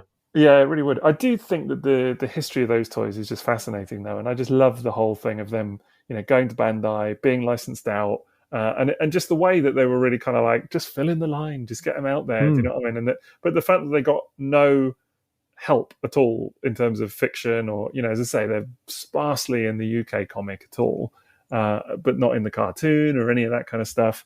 And it's kind of funny because I think Roadbuster and Whirl get a little bit more recognition, because they Whirl has been in IDW and stuff like that, and Wreckers been picked up again. Well, I was going to say because they're Wreckers, because they were in Target 2006 and they were Wreckers in that story in the comic line where the Wreckers originated, the whole thing, Simon Furman and all of that, and I think that's what's kind of given those characters that longevity. Whereas still today, does anybody care about the deluxe Insecticons? Not really, and it's a shame because they're actually really nice toys. I love them actually. I really, really love them. I think they're so different, aren't they? They're so strange, so weird. Colors wise, just totally out there. Great. They really pop, don't they? They really pop. Those translucent orange wings on Ransack are really nice. They're really lovely. Actually, for me, the one that always gets me is Barrage because it's yellow and green. So it's a bit different in terms of a Decepticon lineup anyway. It's super articulated, a bit like Jetfire, actually. It's not as articulated as Jetfire by any means, but it's got joints at the hips, joints at the knees, so you can properly do a little running man type pose. It's got posable arms as well. And just really interesting little folded out wings in the kind of, was it like a rhino beetle? No, stag beetle. And it's got little fold out wings, little articulated wings in the beetle mode. Lots of little articulated legs for the beetle as well. So they're very intricate little interesting toys. And I just don't think they get enough rep. And super different from the common G1 Insecticons. Yeah, absolutely. Which I guess are weird as well because they're the only Waruda Diaclone toys, aren't they, to have been carried over. And that I always find kind of fascinating that they were the bad guys in Diaclone. And like you were saying about Skywarp in 1984, those were given Decepticon color schemes, and now I just think their best incarnations are the Transformers ones. Just the standard, orange and yellow translucent canopies for the chests, purple and black, and the chrome on the wings. Just they're such a beautiful set. They've never been topped as far as Insecticons go. I mean, I do like the old Christmas theme bugs, the Diaclone ones. Yes. They're kind of fun. But I agree that the purple and all of that is hard to pass up for those guys. It's kind of iconic now, isn't it? So. They're so pretty together. They're so beautiful. They're gleaming chrome and nice, small, easy to transform toys. I remember my daughter loved them. I had a set of reissue Insecticons and she absolutely adored those toys. Really. Yeah. It's one of the most beautiful color schemes, and for a team as well. Yeah. I don't think it's been bettered by any team. There's just something beautiful about that uniform, black, purple, and sort of orangey yellow. Yeah, it's really cool. And of course, they're all toys, and we talked about this before in a previous episode, but toys that stood out to me, a bit like Grimlock and the Dinobots, for having little driver's seats and things like that. Yeah. It was just like, what is going on here? Why have they got wheels? Things like that. Because in the cartoon, they're just insects, they're just like beast modes essentially in the cartoon. But of course, they were meant to be robotic insect vehicles in Diaclone. So, and it's just a totally different spin, isn't it? It's just weird how they took those toys that actually make a lot of sense when you put a little driver with them and you say this is supposed to be like a beetle-shaped tank, effectively, or whatever. Kind of makes more sense when you see them. And then when you say actually it's supposed to be like a robotic animal mode or a robotic insect mode, it doesn't quite work as well, but still cool. So it's fine. It's a beetle with wings. Who cares? With wheels, sorry. Who cares? I was super impressed when you said as a kid this was like with Grimlock, it was confusing to you because you didn't sort of connect the dots, like why has this got a canopy? And I was just thinking, I don't think I ever questioned any of the toys I had. But then it was like, because of the toys I had, I had Smokescreen, I had Red Alert, I had Grapple. And then when I photographed Grapple with the Diaclone driver, it suddenly brought the memory back. I was like, no, hang on. I remember as a child folding Grapple's cab down, Right, the cab. and thinking, hang on a minute, why does it do that? I had There's a tiny Inferno. little seat there. I had There you Inferno, go. and it was the same thing. I remember realizing at an early age that these things moved, other than joints, maybe. But even then, with G1, most of the joints are for transformation, aren't they? Mostly, not all, Right. but most. I remember realizing that these things moved in order to transform. So if something moved that wasn't part of transformation, it was a feature. And then, so being able to, as you said, move the cab forward on Inferno and Grapple, and seeing that there was a little seat in there was just kind of a, huh? What's that? Why would they include? I don't think I was thinking, why would they include a joint? But it was was the kind of, that was the logic anyway. But the little chair in Grimlock's back, I think that was the one that really got me. And it's obviously a chair as well. It's just pops I up. never had Grimlock as a kid or Insecticon, so I think maybe I would have thought the same. But yeah, I can see how that would have raised an eyebrow. Yeah, definitely. And on Magnus and stuff as well, and a lot of that. To be fair, I had Trax as a kid, and the little flip up compartment, the little flap, that was like, what's going on here? So I think a lot of that stuff. There was always this. I had that with Hoist. Yeah, that's right. Yeah. Trailbreaker as well. Yeah. Yeah, it's true.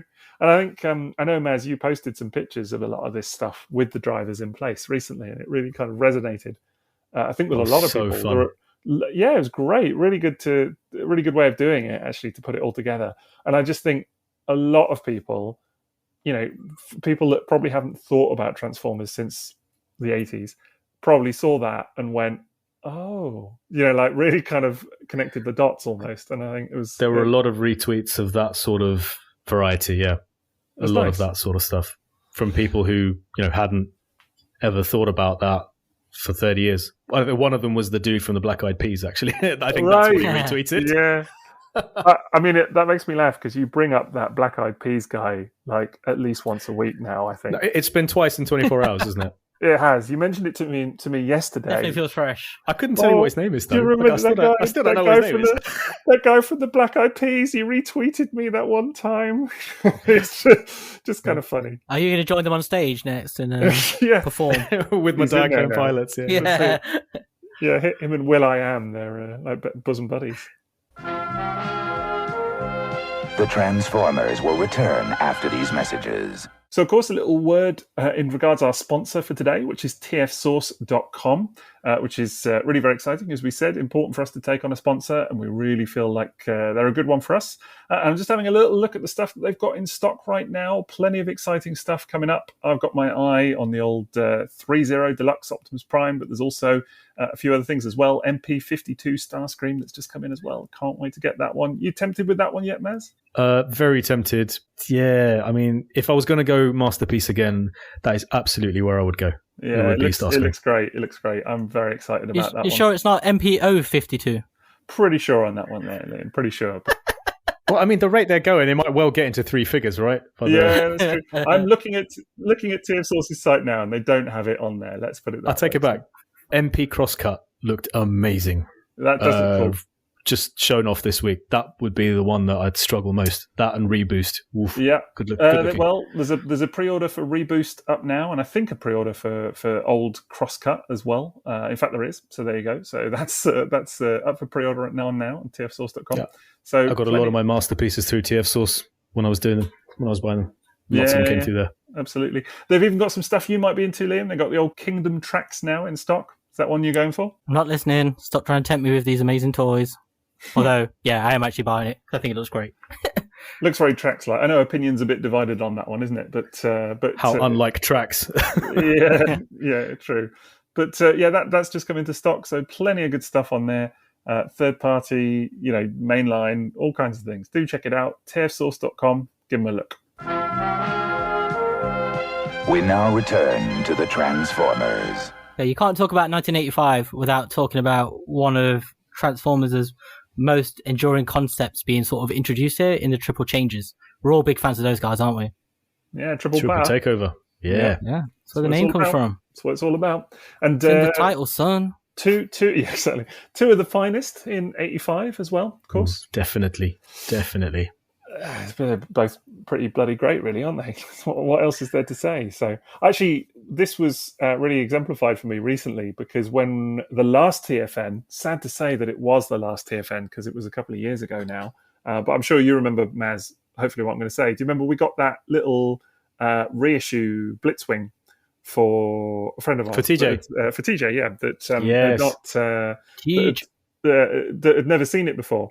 And because she's like very young, I think like half our age, which always makes me feel ridiculously old. But I think it was just seeing her, the sort of joy in her face of seeing that thing for the first time ever, and just how much she was kind of enamored by it. And it really just brought home for me what a clever design it is, when you kind of see it through new eyes. And it's just even as a kid, I remember being impressed with that toy, with the kind of the satisfying way that things flip over, and the kind of, they don't even snap into place. It's just the kind of clunk of them kind of getting to where they need to be and kind of sitting there through friction and things like that, and just the joints of it.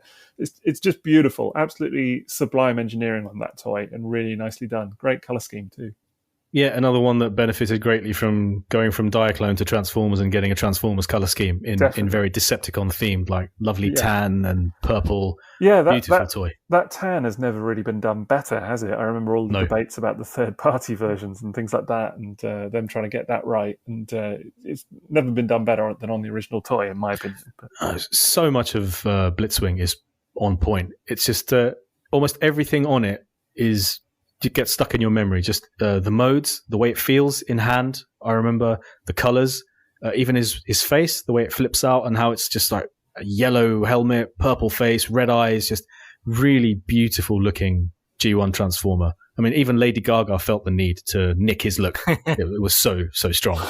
I've forgotten that. Yeah. I remember my friend, a childhood friend, had Blitzwing, and I was really impressed. Like, I really was like, I want that. That is a really fun Transformer. Such good modes as well. The tank looks great. The jet, okay, got the boxy bits around the wings, but it looks great. And I love that. Isn't it? It is. And it's not just, it's old and crap, isn't that charming? No, it's cool. And I love that you can have the missiles in there and then still close it up for tank mode, and the missiles will stay in there. That's a good feature. The tank is the definite highlight, I think. But yes, the jet is still excellent. It's not my absolute outright favorite triple changer, but it's definitely up there. It's definitely up there. And it was funny because with the reissue, you can no longer remove the tank turret, but the vintage one you can. So you'll get vintage Blitzwings which are missing the tank turret. You just see that little rotating thing on the top of it. But the reissue, it can't be removed that way. And one thing I wish they had kept from Diaclone was that it had a much more telescopic barrel. So, you can still pull out the barrel on the Transformers one, but it was just molded to be a bit more telescoping and long, like a proper tank. I'm guessing that probably broke quite easily, which is why Hasbro decided to change the shape of it. But yeah, Blitzwing's lovely, but not the winner. Well, who are you going to say? Because mine's not even a 85 toy for my winning triple changer.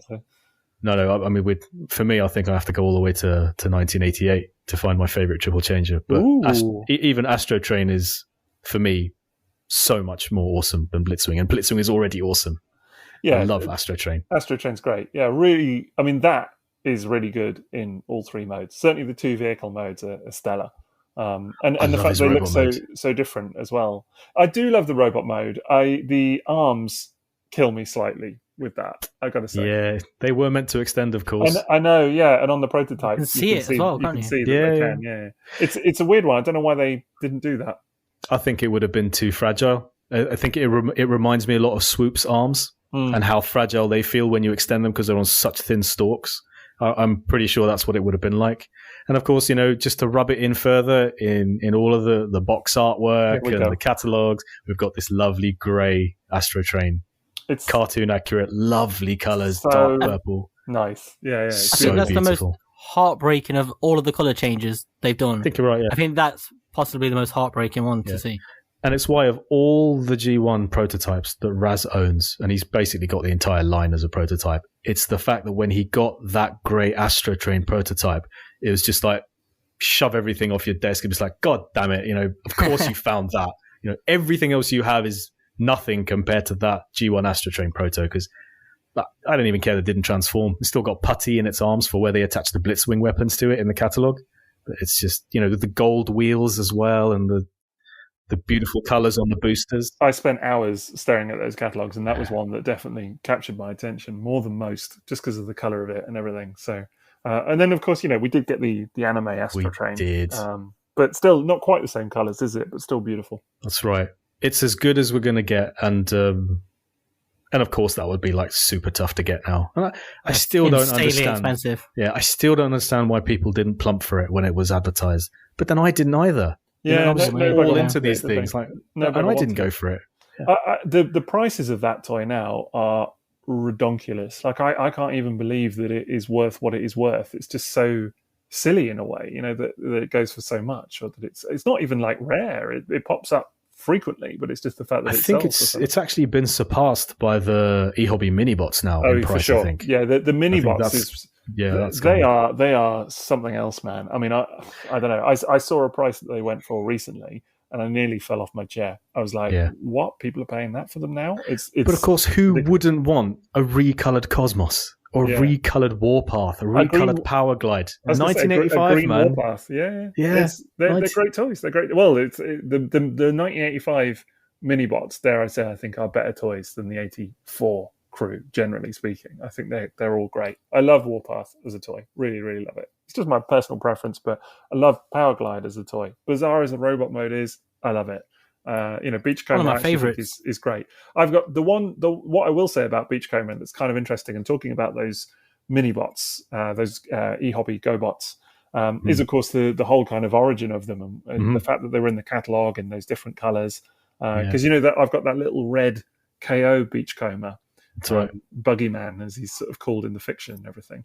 And every time I post a picture of that thing, someone is like, "What? A red Beachcomber?" Like every single time. And it creates such interest. And I think it's because these are little toys that people had. It's probably the same with the GoBots. They're little toys that everybody's familiar with. They were like, 10 a penny when you were a kid. Every bugger had them. Everyone had them ubiquitous, as Liam likes to call them. Yes, that's a good Liam word. It's a good Liam word. But I was literally just about to say it as well. That's the worst part. I'm sure you were. Just gearing up. Sure you were. But they're in everybody's pocket. They were just like, but equally they weren't really cared for, although I'm sure they were loved. They weren't looked after in that same way, because they just like sat in the bottom of your school bag with all your books and stuff, didn't they? And then now the fact that actually you see them and they're in a completely unrecognizable color. Yeah. I don't know. I think it just makes them kind of intriguing to people in a little way. Something that's so familiar. I think you've just described why so many Transformers collectors get into Diaclone and Micro Change. It's it's that exactly. Yeah. It's that character that you loved your whole life in a different color. Just new mystery, new element added to the myth of this wonderful toy you've enjoyed your whole life. Yeah, I know that's what it was. When I saw that red Beachcomber KO, it went for next to nothing, and I just saw it and was like, God, I have that. Do you know what I mean? It was so dirt cheap.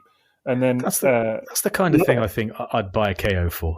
Not to act as a counterfeit to fool people into buying something that they thought was vintage, but something like that's never been produced and is like, well, we all really wanted it, and now you can get a red Beachcomber, and it looks great. It does look great. It's as good. It's as good a quality as the official toy. In this case, they're not always, but this one is, and I love it. It triggers me when people say that. I know it does. In this just case, talk to Liam and his poor Sunstreaker KO. They're not even. That's why I very healed. quickly caveated it to say not always, because more often than not, yeah. I have a red Mirage KO, and it's crap, just terrible. I wouldn't bother with it. Do you know what I mean? No, Sixo, they're as good as the vintage. They're every bit as good quality as the originals, lies. So I've heard. I want to make it clear that that's not what I said. I said this particular Beachcomber is as good. But, no, I know. It's not you I'm quoting. I know. So you're not just going to wait for the KO of this Masterpiece Starscream map? Yeah. Because it'll be improved. Right, yeah. Be improved. Maybe iGear will do one. That's a whole other...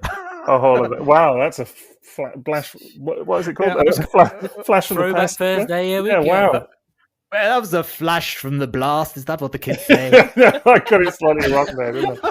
A flash from We the should block. have talked about that last week, eye gear, shouldn't we? Yeah. Oh man, eye gear is like a whole thing unto itself, isn't it? I was reminding them about old Nightbird, doing a Nightbird article just yesterday or the other day or whatever, and reminded myself about eye gear, Nightbird. So yeah, had thought about them. But yeah, anyway, that's a whole other topic. But, Triple changes. Yeah. well, we're back Astro on, Train. I thought we were doing. I thought we were on Minibots now. I thought Minibots. We were, but now it's Astro Train. Yeah, Let's talk about Astro We Train. kind of did him though, didn't we? Like train, plane. He's reversal on the tracks. That's what he's doing. Choo choo, motherfucker. Whoa! I mean, beep beep. We ran a poll yesterday, and Liam was voted as one of the least likely to be swearing. And look at that, unbelievable potty mouth. These people chose my dog. I know, yeah. But no, there is more to say about Astro Train because it's a toy that recently got reissued by through Walmart, and for the first time, it's one of those funny things where for ages regular G1 Astro Train was just 10 a penny everywhere, no value whatsoever. And then there's the white Astro Train from Japan, which black and white. That is a beautiful toy. Totally white shuttle. Once you transform it, it's totally black in train mode. Fantastic, that little part of it. And it had just a lovely looking robot mode as well. Good luck to you finding one vintage that hasn't yellowed. Even the reissues are yellowing now. And that was really popular. And then, of course, we got that as a reissue in the book box. Then we got it commemorative. Then we got a reissue of that in another commemorative reissue of the reissue. And then suddenly the white one was everywhere. And then there's the e-hobby one in grey, which was super popular. There's bootlegs of that now. There's the platinum one. Yeah, the platinum one, which apparently, for ages we were led to believe that was supposed to be like a callback to Mark Tackle from Landcross. But apparently it's not. It's not that. I never really kind of bought into the idea that it was, to be honest. I thought that would have been... I don't know, it was like a weird one where people went, oh, it's blue, orange, and white, so it must be like Mac Tackle. And it was kind of like, I don't know, like, because every red Transformer is a callback to Optimus Prime. I don't know, it struck me that it was just kind of a coincidental colour scheme, and it would have been a very niche reference. Why one part of Landcross? Do you know what I mean? Why that? I don't know, as a thing.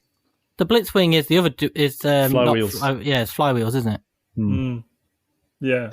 Maybe it was, but has it been confirmed now then that it wasn't?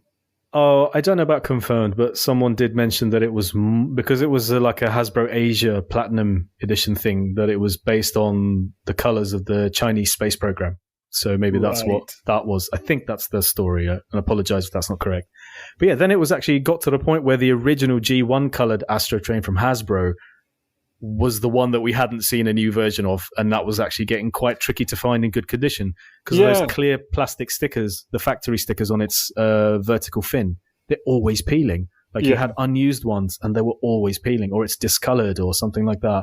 There's chips in the die cast. And now the Walmart one it's lovely. I mean, there's a bit of a tolerance issue with the leg flaps, but it's beautiful. Stickers are pants, but it's a lovely way to get a G1 Astro Train. And it's such a lovely toy for them to have reissued. I'd love to know if like anyone bought them for their kids and like how did they find it? Did they enjoy it? Or I know it's one of the very few Transformers that I showed my wife and like, check out this thing. It goes from shuttle to robot to train, and she was like genuinely impressed at the engineering and design of that toy. The Astro Train's brilliant. I love it. There's an intricacy to it, though, isn't there? And the same with Blitzwing. And a lot of these 1985 toys, they're very intricate compared to what you get now. And so they're still quite mind-blowing when you give it to people. It still feels so different to what, say, kids now expect from a Transformer, which is less steps and a lot of plastic. Them pesky kids. The youth of today. Pesky kids and their Optimus Primes. I do know what I mean. Astro Train, actually, talking about that reissue, that was a funny one for me because I picked up a very minty vintage Astro Train. And then the Walmart reissue was announced, I can't remember exactly how long, within a year later. And my initial reaction was, of course, of course this has happened. But actually, I'm still really glad to own the original. It's still lovely. And yeah, it's slightly different colours. It's slightly different, isn't it? So much better stickers. Yeah. Exactly. So I'm still better tolerances. But it's still good that they reissued it. I think it's great that they did that because I'm really happy to have it. Yeah, never been reissued actually in the original toy colors. The original ridiculous gun.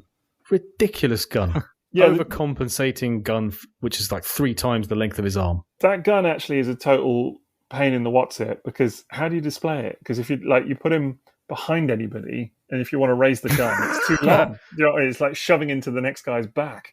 Actually, Blitzwing is a bit the same, because you either have to hold the sword out at a complete, you have to have his hand out at a right angle with the sword up, or he's holding the sword down and the sword sticks out so far that he creates a lot of. Those two eat a lot of shelf space, is what I'm saying. With their weapons. for the size that they are. Yeah, they're not big toys, but no, that's. Do you think that's a disappointing thing about them? Maybe that people were disappointed that they weren't bigger, considering that they were quite a show presence. Think about the God Gambit and Triple Takeover as episodes. And, the triple changes were a big part of that. And, Astro Train was supposed to be freaking enormous, but the toy's tiny. I think it's one that, I think people laugh about a bit, even now, because it's toys like him. And I guess the other one is, it's 86, but it's the Stunticons I often see cited as an example of look at how small they are, because, people compare Motormaster to Optimus Prime, and they're not the same size. And the cars are so much smaller than the Autobot cars. So yes, I would say Astro Train is on that list of very pertinent examples that people can remember being a little bit disappointed about in terms of the size, for sure. Yeah, it's not even remotely in the same ballpark as even Starscream and Thrust and that kind of thing. And that design was probably slated for Diaclone, but it was not a triple changer. There's been a prototype found of a robot that turns into the train without the shuttle mode. White and black, I believe it was as well. So it was something that would have been planned for Diaclone and came to fruition through Transformers. Yeah, and I'm so glad that it did. Yeah, so just a shame that we didn't get the other triple changeover. Triple changeover. What am I about? I'm going off on some weird tangent with words today. But yeah, so interesting translation from the original toy line, for sure. Yeah, it's interesting you did say, just to go back quickly, about being disappointed, because I remember being disappointed by them being small. I was going to say that earlier, but that was my first reaction to them when I got them as a kid, should I say, was that I just felt they were very small in my hands. Not that they were small compared to the TV, just they felt so small in my hands. Even compared to Minibots, which are obviously smaller, there's just something about them that felt really intricate and delicate. So did you? This weird. So do you have a disappointing experience? That's your memory of those toys from childhood? No, because I grew to like them.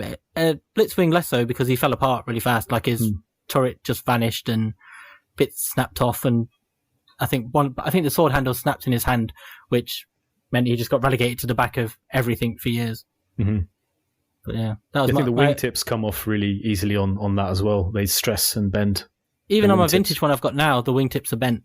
Yeah.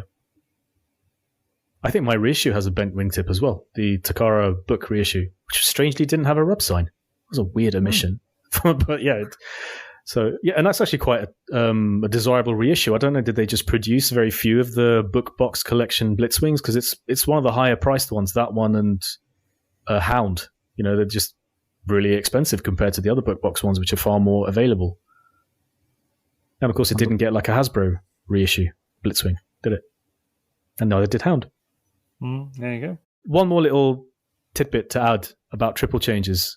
In the US, I think they did I don't know if it's right to call it a market test, but in one region, they were released with poster boxes in 1986. So you got Astro Train and Blitzwing with the poster box, which is really weird to see on a 1985 toy.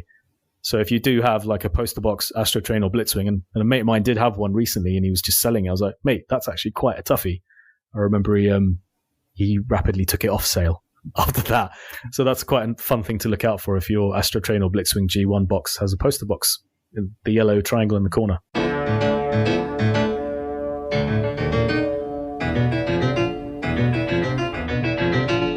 So two of the most ubiquitous Transformer toys of the time were the Jump Starters. Did we all have those as kids? I did. I don't think I did, no. Twin Twist. Think I did. Yeah, and Topspin. I don't think I did. Again, I'm pretty sure someone at school did or whatever, because I do remember them. But those two as toys, they never really captured my attention, if I'm honest. They didn't for many people, did they? Because they're two of the least desirable, and they're not ones that people really go back to. I'll tell you what, though. Look at them today. Get two mint examples of those two with all the chrome. And they're actually really lovely. It's funny we mentioned TJ earlier with the Blitzwing. I gave TJ my vintage Topspin and Twin Twist, and she loved them because they were the wreckers on her shelf. I think this was before the Titans Return versions came out, or maybe simultaneously, because those two, like especially Twin Twist, is a total mare to find. But now you look at them, and they are so vintage looking. Also, Diaclone toys, and you can find Twin Twist and Topspin with early sticker versions that say DAR on their stickers, Diaclone Attack Robo. So I've looked for those for ages, and in the UK, loads of people would have had red-faced ones, which were the Mexican variety of jump starters. But they actually look really cool today, just because most of the robots on your G1 shelf are going to be standing static and straight. With car parts hanging off. Yeah, don't get me wrong. I think they are robot designs that you appreciate a little bit more as an adult. Actually, funnily enough, just because particularly like Twin Twist and Topspin, actually, both of them have got absolutely classic G1 head sculpts for the ages. Like they're really nicely fantastic, blocky designs, really cool, great looking robots, very attractive robot designs. And there's a bit of fun to be had with them as well. I don't know, there was just something about them as a kid that just didn't kind of grab me at the time, for whatever reason. I didn't see the same value in them. Yeah, look at what they had to compete with. The innocence of youth. In 1985. Oh, well, exactly, yeah. So loads of chrome on them. Loads of lovely chrome. If you get a nice one today, especially Topspin's little. I was going to say, they're definitely toys, a bit like we were saying once about Retgar and stuff like that. Definitely toys that benefit from getting a nice minty copy. If you get a worn one, and there are plenty of worn jump starters out there, normally in big lots and whatever, aren't they? But then they don't look so good. But if you've got ones with minty chrome and all of that, perfect. But there is an element to them as well, not looking like actual Transformers, particularly at that time, because they look so different. They don't have Earth modes, and they don't transform in the same way. There's something about them. They look very simple, and they've got this just very sci-fi robot look, don't they? Whereas most of Transformers, like, were bits of cars or jets or whatever, but that's what they look like. Whereas these don't look anything like that. They look completely removed from anything else in the toy line. I actually think it's kind of funny, the jump starters now, because there are snobby people, who mention early Transformers versus late Transformers. I think this we touched on in a previous episode as well. But we're saying how there are people that would view only the early years of Transformers as anything halfway decent, and everything from kind of 86/87, particularly onwards, was just crap. And people can be very dismissive of some of the Headmaster designs and things like that. But actually, and I've even seen people saying it was all the stuff from Diaclone and what have you that was good. But then you have these two guys that are Diaclone toys, so they have the same pedigree as any of the Carbots or anything, and yet they have some of the most kind of made-up Cybertronian modes you can think of, and some of the blockiest designs, and they sit very comfortably in that same toy line along stuff like Sideswipe and whatever else. And I just think that they kind of buck that trend a little bit. Yeah, they are from the previous like sci-fi era, if you like, Power Dasher kind of look, kind of thing.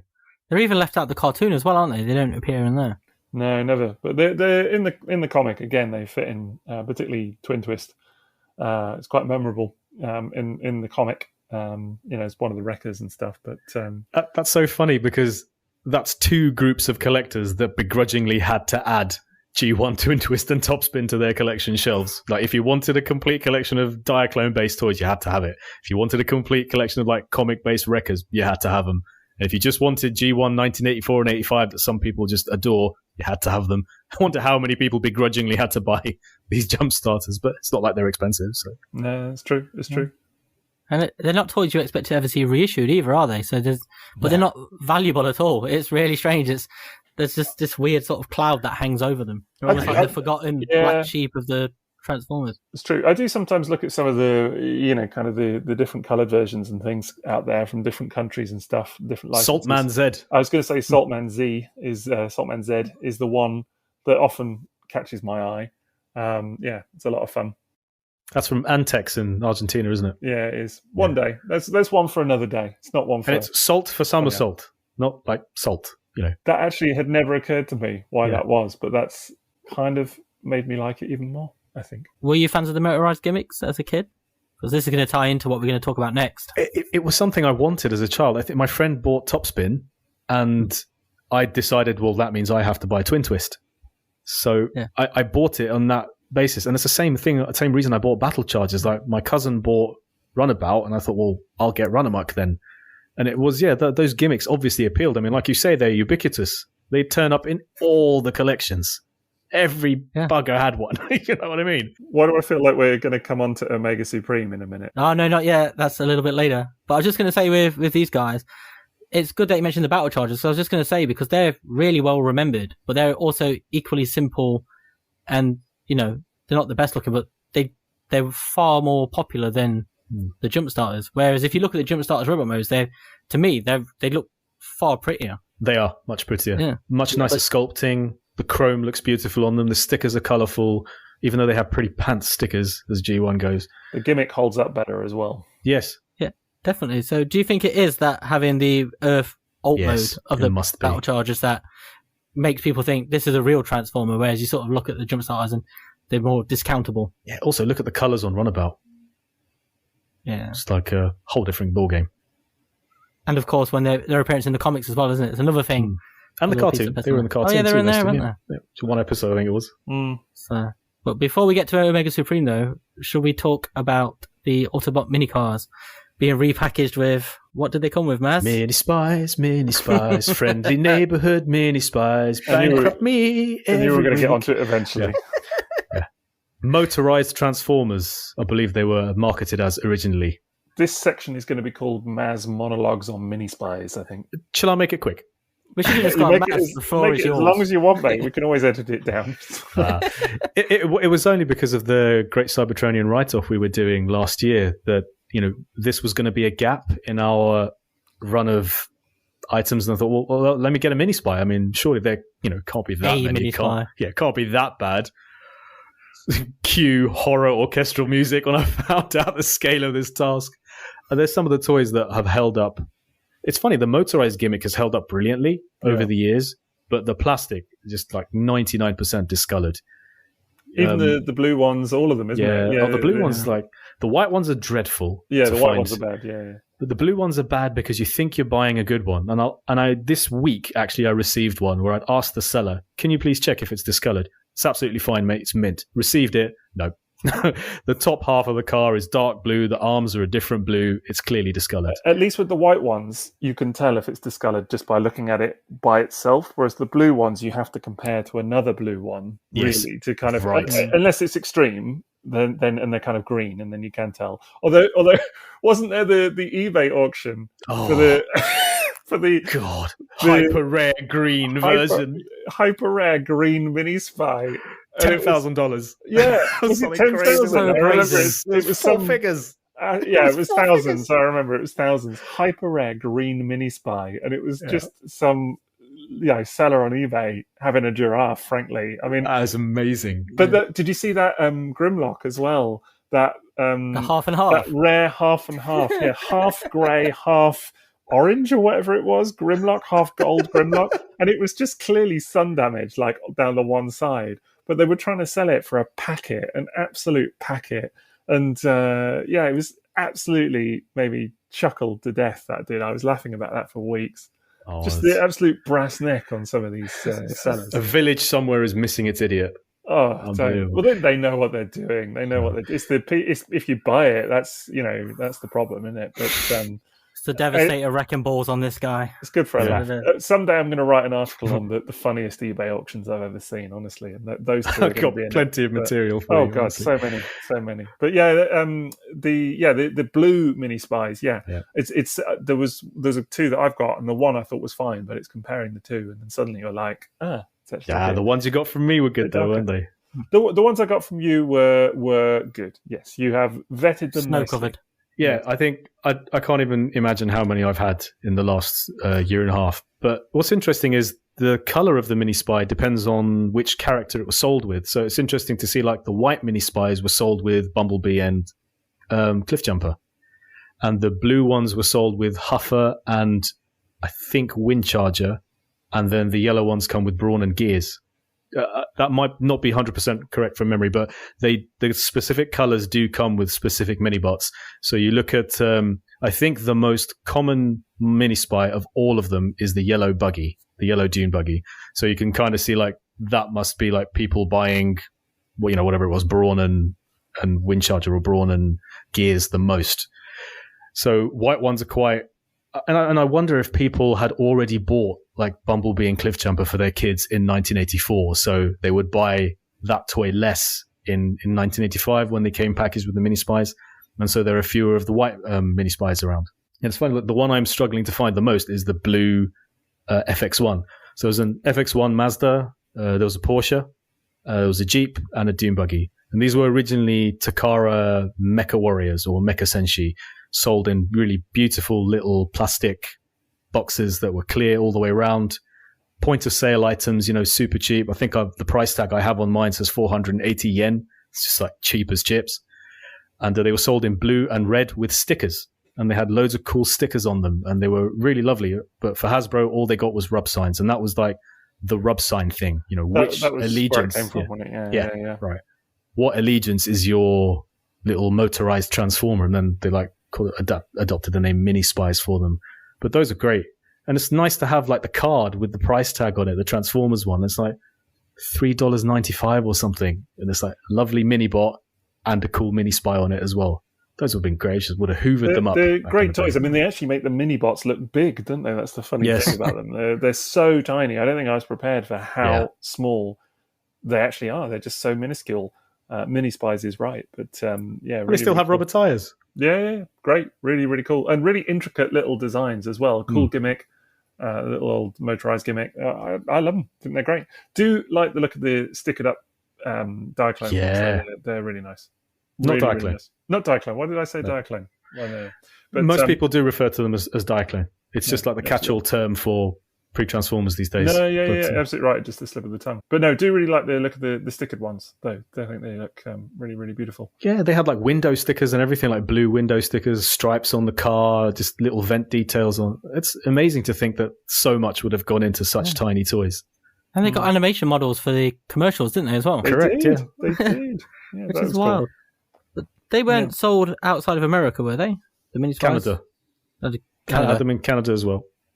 Japan had the pre-Transformers versions, and then you get ones that are stamped Coma, and they were sold in other Asian countries, and they come in really wild colors like pink and really dark blue, and then one of them has a head sculpt that just, it looks like other Transformers characters. You can just tell that, and like the theory behind it is really weird. No one really knows what the deal is with them, because Coma is not necessarily a company name, it's a type of toy. It's like that motorized toy.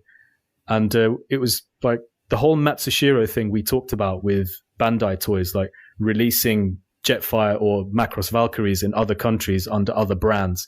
It's thought that maybe Takara did this with another company name just to be able to sell these toys cheaply, but not have it affect the image of the company by selling super cheap versions with slightly cheaper plastic in other markets. So, you know, they're sold as kits or they're sold as pre-assembled like the Mini Spies, and they are supremely rare. I've seen 3 in my entire collecting time. And you get like the case box for Hasbro and it says Transformers Minibots with Coma car. And that Coma doesn't mean company Coma, but it means the type of car that it comes with, which is the little motorized Mini Spies. And credit to like the collectors who have just dug this information up. This is nothing I've had anything to do with highlighting. It's just read stuff that other people have discovered through buying rare toys and digging into the past.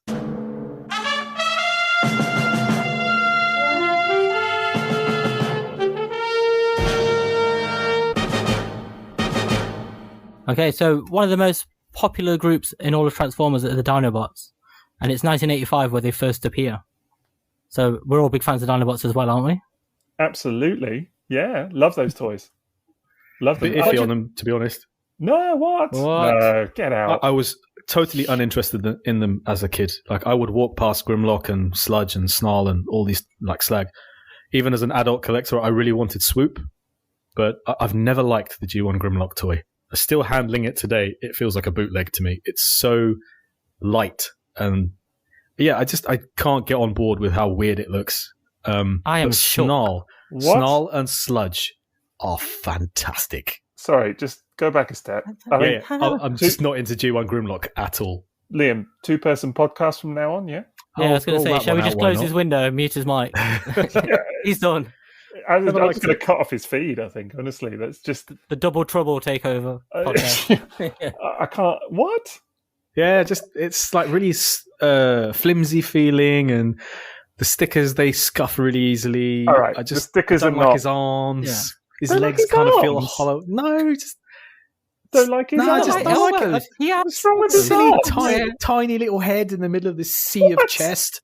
No, I just don't like it. But compare it to Sea of Snarl. chest. Yeah, Sea an of amazing chest. head sculpt. Yeah, Sea of Crow. It just gets lost even more then. It's a little No, it's blinging. all mate. in the middle of Blinging. it. No, I don't like it. You're wrong. All right, it's a wrong opinion. One of those alternate. It's an alternate opinion. It's just a wrong opinion. Okay, This is the classic segment, Maz's Wrong Opinions. Yeah, exactly. becoming a weekly thing. I'm shook. Genuinely shook. Yeah, no. The first experience of a Dinobot I had was the first Transformer I bought as an adult collector. I was 18 years old. Went down to Croydon because I found out there was a collector's store in Croydon that sold old Transformers, and I picked up what ended up being a Mexican version of Snarl, and I was just utterly blown away by this toy. I remember bringing it home as an 18-year-old, and my mum and dad going, "What are you doing? What are you buying toys again for? Like, why did you buy that?" And it was like £30, which nowadays, like for a boxed G1 Snarl, you'd be like, wow. But at the time, like, what are you doing? And it was beautiful. What a head sculpt. Wicked transformation. Loads of chrome. Heavy die cast. It's actually quite floppy toy when you extend the legs from the waist. Even on a really nice new one, it's really floppy. The waist is always a thing, isn't it? The way his tail folds outwards to create those shoulder wings with the spikes on it, it's one of the most beautiful overall shapes on a G1 toy I've ever seen. And it's a gorgeous, gorgeous toy. I love G1 Snarl. And I love his Stegosaurus mode. And I always dismissed Sludge because I thought I've only ever handled crap condition Sludges. And I got a mint one this year. And I'm just like, now I'm beginning to wonder if maybe Sludge is my favourite Dinobot. Because that is a beautiful toy. Sludge is my personal favourite. I had that kid. As a kid, love it. Absolutely what a head sculpt. Yeah, amazing head sculpt, amazing Dino mode. Love the transformation. Love the way that the wings kind of fold in to make the body. All of that. I just think it's sublime. Love it. Love Possibly the way the worst stickers ever. Yeah, so I was going to say, I'm with you. So joking aside on all your wrong opinions and whatever, some of it does resonate, and they're not perfect toys by any means, and the stickers is a legitimate gripe. I recently acquired, I say recently, over a period of years, I acquired a set of very nice Dinobots, and I love them, but the stickers are terrible, absolutely dreadful. They continue to peel off. They're ones that I have subbed some for Repro labels just because it was just impossible. Honestly, they were just like the number of times you go over to the cabinet or whatever, and like some of them have just come off completely. Oh yeah, the ones that go on Sludge's chrome, the curved part. They're just useless. Absolutely, abominable. So that's a real disappointment with those toys. And they do wear quickly. And actually, I will say with Grimlock, there are some moulding imperfections and things on areas of that toy. It's not quite as well put together, I would say, as other examples in that subline. And Snarl is probably a good example of that, as one that is like one of the best made. But it's a bit like Swoop. It feels more fragile. I think Grimlock. And actually, Slag has various areas of fragility as well. I mean, like there's a lot of Slags out there. I think that tail is supposed to stay up. Like, yeah. I think his tail is supposed to stay up behind his back, isn't it? But it's just always just sags. Yeah. God, I remember being so impressed by that toy though when I got it as a kid. Like the Slag, it was just became one of the at that age one of the best things I'd ever owned, because it was just. I think it was the first Dinobot I got, and it was just such a sight to see those toys. Same. I'd seen them in the cartoon, but seeing the toys, because they're so different, they're so shiny, and that grey. The chrome that under the clear grey. plastic. Yeah, there's one thing I will say about those toys is that clear plastic, the kind of robotic detailing and everything, just absolutely blew my mind as a kid. Just loved it. It just added a real kind of feeling, like a real drama to them somehow. That even though they look cool with the solid gold in the cartoon, I just always thought that they looked really, really nice. And it's probably why a lot of Grimlock toys over the years, new versions have sort of sought to replicate that look. Even stuff like the Masterpiece toy and whatever, that they really kind of go after that, because I think for a lot of people that grew up in the 80s, that was a real kind of signature thing for those toys. I think missing that was a big part of why I wasn't too fussed about Dinobots, because I never had them as kids, so I'd missed all of that detailing. Oh, see, that was always like one of the most wonderful parts. It's all the technical detailing. It was like you were seeing the insides, like the inner workings of the robots and stuff. Like how that scene in Transformers the movie where Megatron gets reformatted is exciting because you see all the cogs and gears and stuff. And that's what it was always like with the Dinobots. But the Studio Series 86 toy, it's painted gold, but it has all that clear detail underneath if you strip the paint off. Oh, yeah? Yeah. That's weird. So it's probably there for some future repaint, but yeah, people have stripped the paint off and it's all there. It's popped up in promo pics early on as well, so that's how people knew it was there. It's funny because now that you mention that, I remember thinking, was there something I saw with the Studio Series version that had that? And then I was thinking, but it's opaque, so I don't know where I would have got that from. But how weird. Yeah, it must be for a later version or whatever. Yeah, it's funny because like once I know that, it's like, as much as I love the Studio Series version, I'm a little bit disappointed it's got that gold paint to make it look more like the cartoon. Yeah, at the risk of saying it, and it'll be an unpopular thing to say, I'm sure, for a lot of people now, but I do like that Studio Series toy a lot. I do like it a lot. But and it looks great in robot mode. Less keen on the Dino mode, but that's that's my thing. But I do think that the finish of it, I don't know, it shows a lot of kind of where some of the G1 toys, why they look so special. Just because of the chrome, all of that robotic detailing that you're talking about, the die cast. It's kind of the obvious thing to say. Not so much of it in the Dinobots, obviously, but some here and there. But I don't know, versus something that is just kind of plastic and very bare plastic grey finish with lots of joints and things like that. It's a really nice toy, don't get me wrong, but it just shows how different a lot of the modern toys are versus what happened in G1.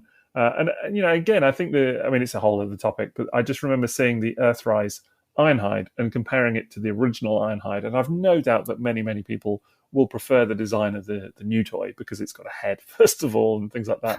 But just the finish on the toys back then, the finish on a vintage G1 Ironhide is spectacular. The paint, the chrome, the rubber, the die cast, all of that. And I just think that there's a reason that people remember that era of toys very fondly. We were just talking about the Insecticons. I don't think they've been bettered since G1. They're either an absolute nightmare to transform if it's a Masterpiece scale one, or they're just, looking at the Titans Return Kickback. That was a really pretty toy and a really fun toy, but it wasn't a G1 Kickback. It didn't have the chrome, didn't have that solid feel to it, lovely translucent parts. No, it was a perfect microcosm of everything that's great about toys of that era, looks-wise. Those Insecticons and Dinobots, to some of them, are the same. There's a thing that's particularly prevalent in the Dinobots where there's this almost feel like luxury when you go back to them now compared to what you have. Like, if you look at the Masterpiece Grimlock, it feels like all of those qualities elevated and like taken onto like the next logical step. Whereas if you look at mainline toys like Power of the Primes and Studio Series, it feels like they've stripped a lot of those out to add in articulation. It feels like they've gone in a different way. And I don't know, there's just this feeling of luxury. It's like with Slag having the die-cast metal and, the toys where they've got those. It's just this, and they're so well articulated for the time as well, the Dinobots, particularly the Dinobots. Yeah, stuff like Sludge is pretty decent. It's got like knees. Rare G1 Transformers with knees. Well, that's the thing is, we've all owned G1 Swoop now.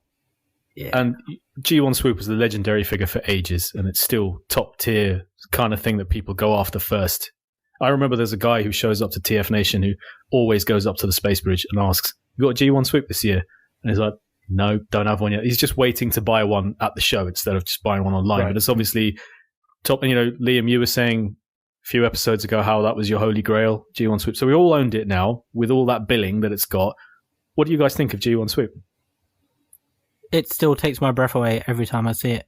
But I don't know how much of that is that whole story of getting it and the sort of the nostalgia, that all the memories that come with that. But even just now, if I glance around and I see it, it's what my eyes go to straight away. There's something so special about it because it feels so different from the rest of the Dinobots too, because it's so much smaller and more fragile. And it's a completely different experience in every way. So it wasn't like when I first got it, it wasn't like revisiting the Dinobots, just another one. because they're all very similar otherwise. Mhm. This just felt like something completely different, and like I had no other frame of reference for ever. Yeah, it's very different to the other four. I think, being honest, the first time I got it and opened it, I don't know if disappointed is the word, but certainly I was not as overwhelmed with it as I thought I might be. Who's spouting the wrong opinions now? Yeah, I knew I was going to come in for a Sixo. bit of that. He was just waiting for it. Look, don't get me wrong. Wasn't expecting that at all. I really wasn't. No, okay, so to kind of quantify it, I think it's my own fault for kind of building up the expectation in my head a little bit. Do you know what I mean? Because it was the only Dinobot of the 5 that I'd never seen in toy form. And as you said, it's got this very legendary status, of being an incredible thing and all of that. And I loved the other 4 Dinobots that I had. I loved them. And so for me, and I got Swoop first. So on this hunt of the Dinobots, I got it first. And it was the one that I had kept in box, whilst I hunted down the other 4. And so it was always the one that I was like, oh yeah, I've got that Swoop in that box. Yeah, I'm going to come to it eventually. And it was a process of a couple of years, actually, of hunting them down. Snarl was a real bugger to find, actually. So I think, and I did Swoop last. So I kind of kept it as like the cherry on top, if you will. So I think by the time I got to it, I was just, the expectation level had sort of been raised to sort of, I suppose, unmeetable standards. And so in that regard, the first time I looked at it, I was kind of like, okay, it hasn't rocked my world in the way that maybe I was anticipating it was going to. Do you know what I mean? But that said, on a sort of second or third or whatever glance it was, I started to kind of fall in love with it a lot more and kind of come to appreciate what it is about. There are still some major downers for me on that toy. It's hugely fragile, as we know. It's hard to stand at times in robot mode. So that's the thing. Just numerous things like that kind of fight against it a little bit. So it's definitely not a perfect children's toy by any means. No. Not in the slightest. But it's even some adults need to be very careful about. 100%. Be careful as anything with it, honestly. The stickers are the same as all the other Dinobots. Not great, but it's still, yes, I agree, a very, very handsome thing, and I love mine. Yeah, that clear beak is really cool. And the thing is, sorry to keep bringing this up. It's like I handled the Diaclone swoop once. I borrowed it to take photos, and it was amazing how much more the swoop effect hits you with that toy versus the Transformers swoop, because it doesn't have the massive bobble on the end of the beak for safety. So it's just got the pointed clear, and then the bottom half of the beak is chrome. It's gold chrome with all that detailing in it, and it's gorgeous. And then when the chest opens up, it's got a landing gear with an actual rolling wheel. It doesn't just have that plastic molded wheel, and it's got chrome dino feet as well with wheels on, not just a molded shape. So it's actually like it's a functional toy in that respect. But that was even more fragile than the Transformers swoop. And it's got the pointy wings as well, no safety, rounded features. But yeah, like I remember being really impressed with G1 swoop. I thought it was gorgeous. Lovely. Loved his weapons. Like he's got like rocket launchers you stick on his wings. The launchers are cool. I thought he was gorgeous. He's the only one that doesn't come with a gun, but then you can just plonk the rocket launcher in his hand. Yeah. You can. He's got his sword. Oh, I love Swoop. I can't believe it's been so long since I've owned a G1 Swoop now. We're talking over a decade. I do love it. Don't get me wrong. I think in terms of the Dinobots, I definitely couldn't say it's my favourite for sure. I think Sludge is hard to beat for me, and Slag I really like as well. So yeah, I think those two for me are definitely my favourites. And then probably, I don't know, probably Swoop and Grimlock might vie sort of towards the end. I don't know, but still, you're talking about 5 excellent toys that I love. So it's not really like which is worst. It's just kind of which is, less my favourite, I suppose.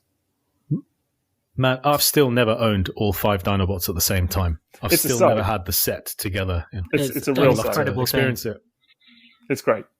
Yeah, it was a collecting moment for me for sure. Just getting all 5 of them in box was fantastic as it was. Seeing all 5 of them out of box was something else. I need to buy a replacement Snarl because he's broken. It's one of his little spring-loaded feet. That's kind of the hinges. Easy snapped. toy to break. Easy toy to break. Yeah, very easy toy to break. A lot, but all 5 of them are really. They're none of them. Sludge maybe is probably the most durable, I guess, of that set. But they all have things that can go very easily wrong with them. You could probably crush them in your hand if you're not too careful with them. So it is what it is. Like a Beast Wars Randy. Just crush that. I sent you that video in your hands. Yeah. There's a little Beast Wars follow up for you. For the purposes of the general audience, I sent Maz a video of there's a YouTube video of this dude just crushing a Randy in his hand, which I just found equal parts hilarious and horrifying, I think. But you can still buy that toy for like 10 quid sealed. So, I guess have at it. Get yourself a whole bunch of Randys. That's where it should stay. Yes, exactly. Yeah. If you're just going to pick it up and crush it. But still, I feel like he was doing a bit of a service with demonstrating GPS at least. So, hey ho.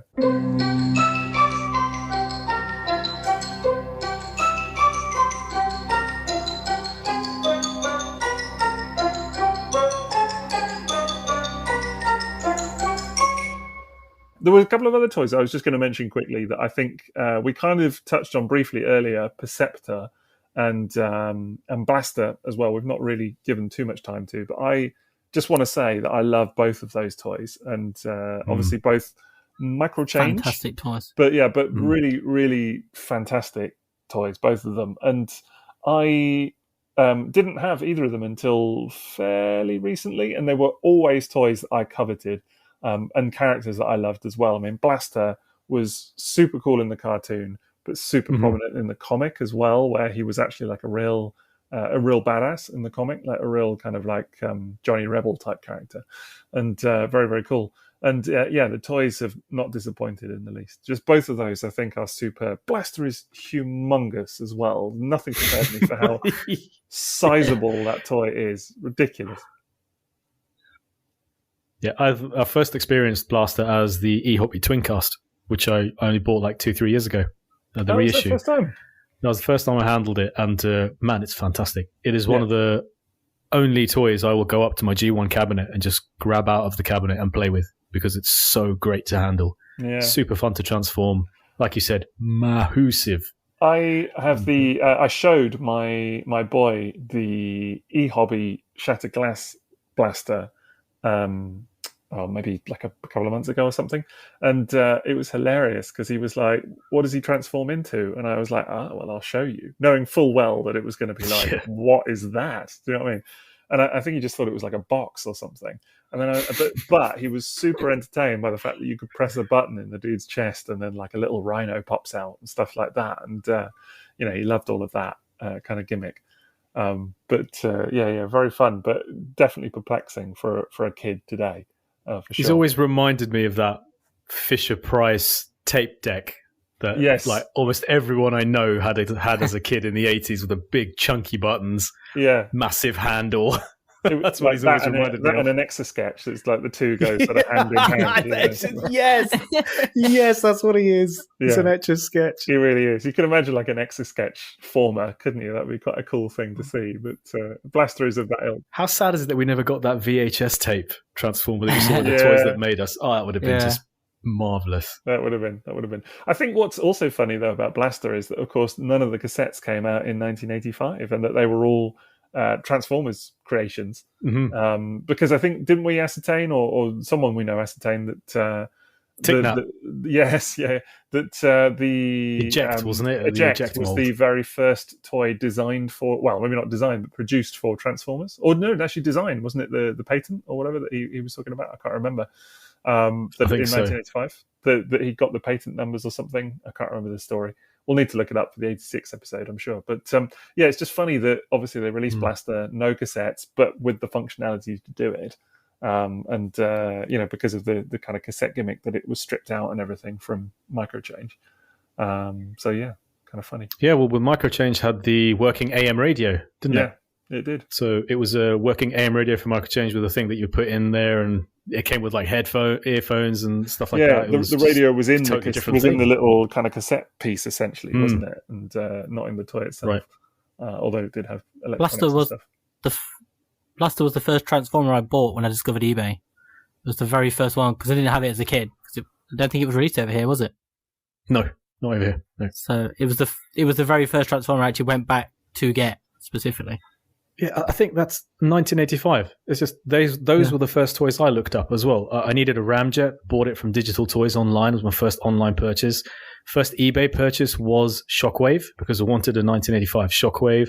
First toy I bought in person was Snarl. It's 1985 all over. It was like so many toys, loads of which we never had, prominent in the cartoon and for you guys in the comic. And it's like, need to track these toys down as an adult collector. They've definitely been some of my favourite toys to collect. I mean, finally getting, Jetfire, obviously we talked about, just sublime. Finally getting a Shockwave. And that for me was just a legendary collecting moment, just opening that thing. I remember talking to you about it so much prior to purchase, because you've been through the mill a little bit trying to find a decent one. And finally, oh my God. Yeah. Sorry to bring it up, but I'm happy to talk about it. I think I'm ready. The tragedies of M.A.S.K. This is what we should have a regular segment. Yeah, I love Shockwave as well. What a wonderful looking Transformer is. Yeah, it's bigger than every combiner you own, but who cares when it's that good?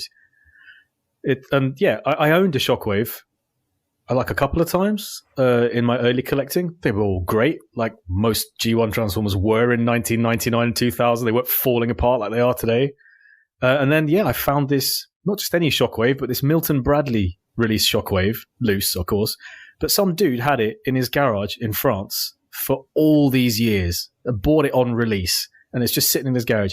He wouldn't even post it within France. He's like, nope, not going to post it. You pick it up, that's the only way you're going to have it. I was like, what am I supposed to do here? So I spoke to all the collectors I knew in France. I said, does anyone know anyone who lives near Saint-Étienne? And one dude said, yeah, I have a friend who lives there. So his friend communicated with the seller, who got this really well-priced, utterly mint loose Shockwave, perfect cable, no breakages, electronics worked. And he went to his house and he picked it up. And I was like, this is amazing, dude. Thank you so much. And then he packed it up to send it to me nice and secure. And he shipped it off. And then a few days later, he said, mate, the box has come back to me. So the good news is I have it. The bad news is it's got like tire marks on it. Something has driven over this box, and I'm moving it and I can hear like shards of glass or something inside it. And so what happened was this had fallen off the delivery van or something, or either within the warehouse, and a forklift truck had like driven over it. And then the box was just like, oh, here, mate, here's the box you were going to send. I don't know if you still want to send it, but bye. And he sent it. I said, you know what, mate, just send it. Just do it. I'm not going to ask you to give me the money back or anything. Just send it. And I still have like one part of this thing left. Oh man, the chest. And I'm showing the lads now. It's just his chest with the Decepticon sticker, part of his abdomen cracked. Heartbreaking. And the thing is, when I got this in hand, it had all the parts. It looked like it was exploded. Like you get these exploded museum displays of F1 cars with all the bits. And I laid it out and I took photos. I remember the cable. The cable was perfect. The thing that always breaks. The cable, both connections, both sides, utterly perfect. The battery cover was there, undamaged. The legs extended and clicked and held in place. But the die cast at the top of them was bent. The die cast was bent.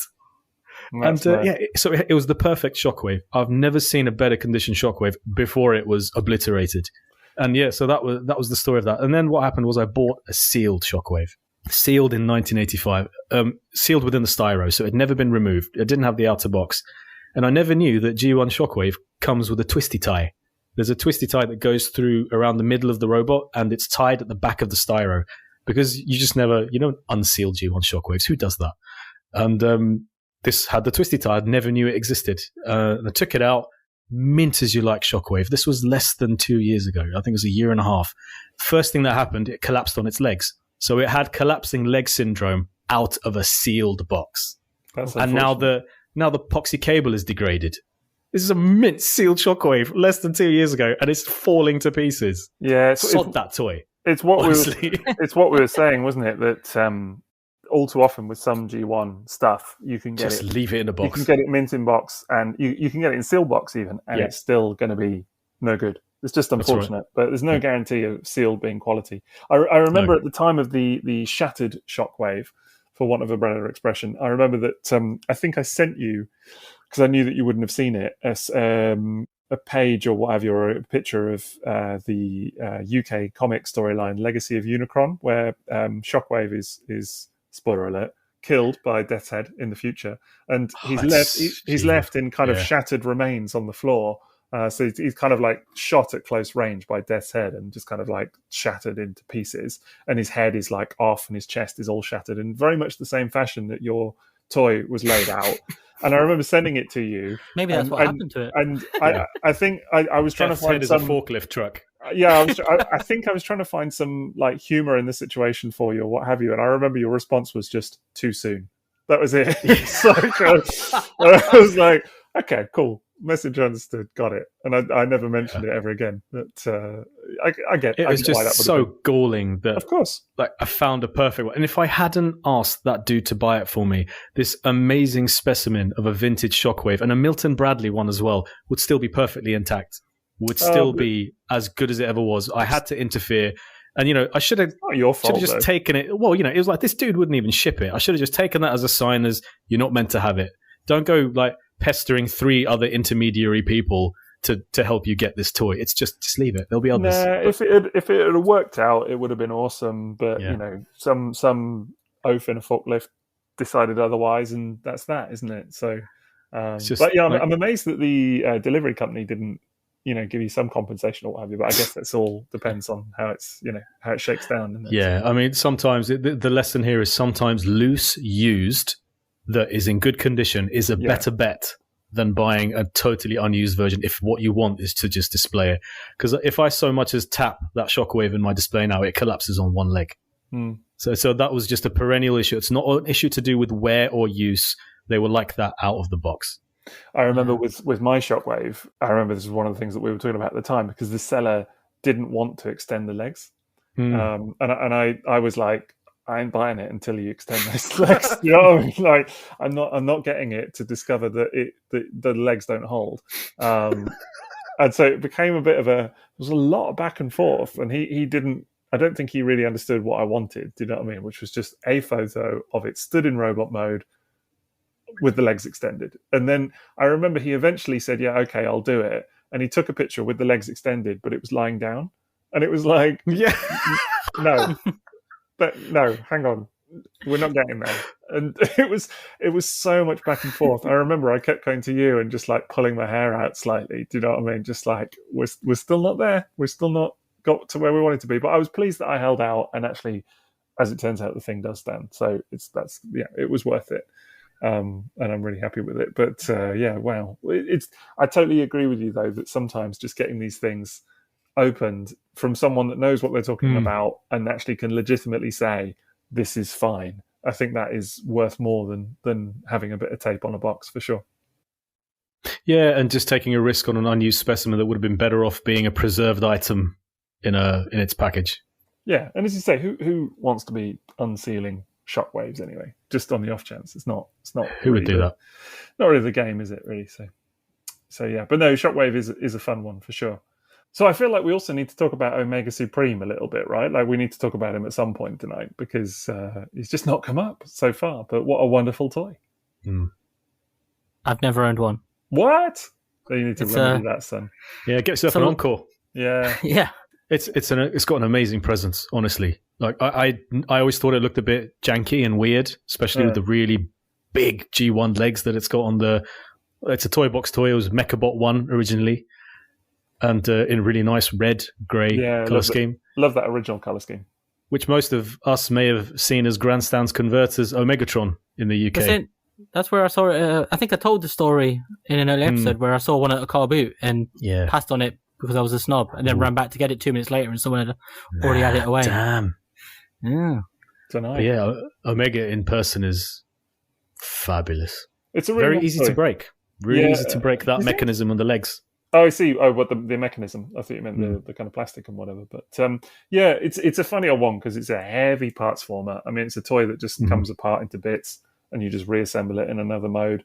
But it's tons of fun. The tank bit in the middle is kind of the only real transforming element to it. But I really like it. As you said, I think it's got great presence in robot mode.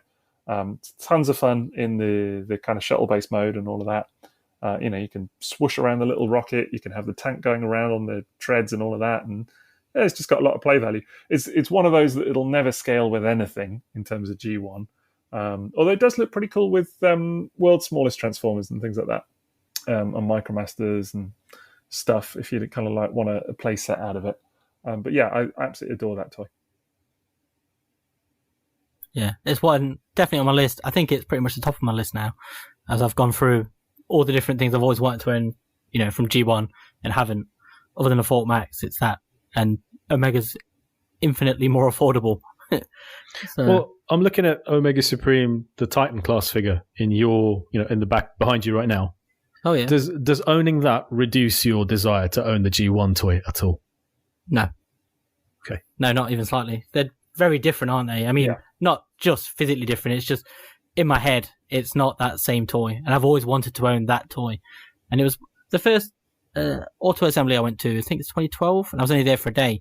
It was the only toy I was looking for while I was there, and I couldn't find one at the time. I could find bits at, I think it was Paul store, maybe. There's like junker parts, but that was it. I can imagine Omega going very quickly at TFNs or auto assemblies, like really fast, if anyone had a boxed Omega. The Encore, yeah, exactly. Yeah, the Encore is nice. I mean, it's got a different face. But actually, I quite like the face. Mine is an Encore now. I had a vintage original and sold it to a mate of ours who I think is very happy with it. And I got the Encore, and I'm really happy with that. And just depends what you prefer. If you prefer the original kind of visor face or the kind of more slightly cartoony face, I guess. It's kind of an attempt at a cartoony face, but it's really cool either way. I like that they went to that effort though with the Encore, just to change it slightly from the vintage. Yeah, it's nice. It's a nice nod. It's another one that's like a bit like the Takatoku stuff. It's you need like a whole day to sticker it up. Do you know what I mean? Like a lot of patience. Because there are some stickers that you're just like, what? Where does this go? Yeah. But some of it doesn't even really matter. I had this with Roadbuster. Yeah. It's not as bad as Roadbuster, and it's not as bad as Whirl and the Deluxe Insects and all of that. But it's a thing. There's just a lot where it's like it doesn't really matter where some of the stickers go. But so there's not a right way to do those stickers. It's just like suggestions, and there's no there's concrete a couple, basis. There's a couple that are heavily ambiguous, I would say, as to what the right orientation is. I did the thing that I think all three of us do, which is spend a lot of time looking at different pictures, different sources. Yeah. Hours. And some of them, I just had to kind of go with it, really, because none of the sources would really show you what the right thing was. You're talking box pics, you're talking box art, you're talking catalog pics, you're talking... various kind of sources from the time, whatever, what other collectors have done.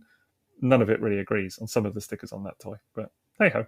Yeah, I just remember the hell of sticker in Roadbuster and looking through the little instruction book and it showing stickers going over like holes and stuff.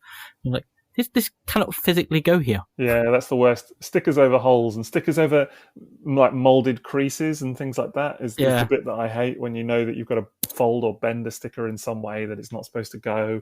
A bit like we were saying over like G1 Primes, over his shoulder and things like that. Yeah, that's been really tricky to do with reissue Magnus as well. Yeah.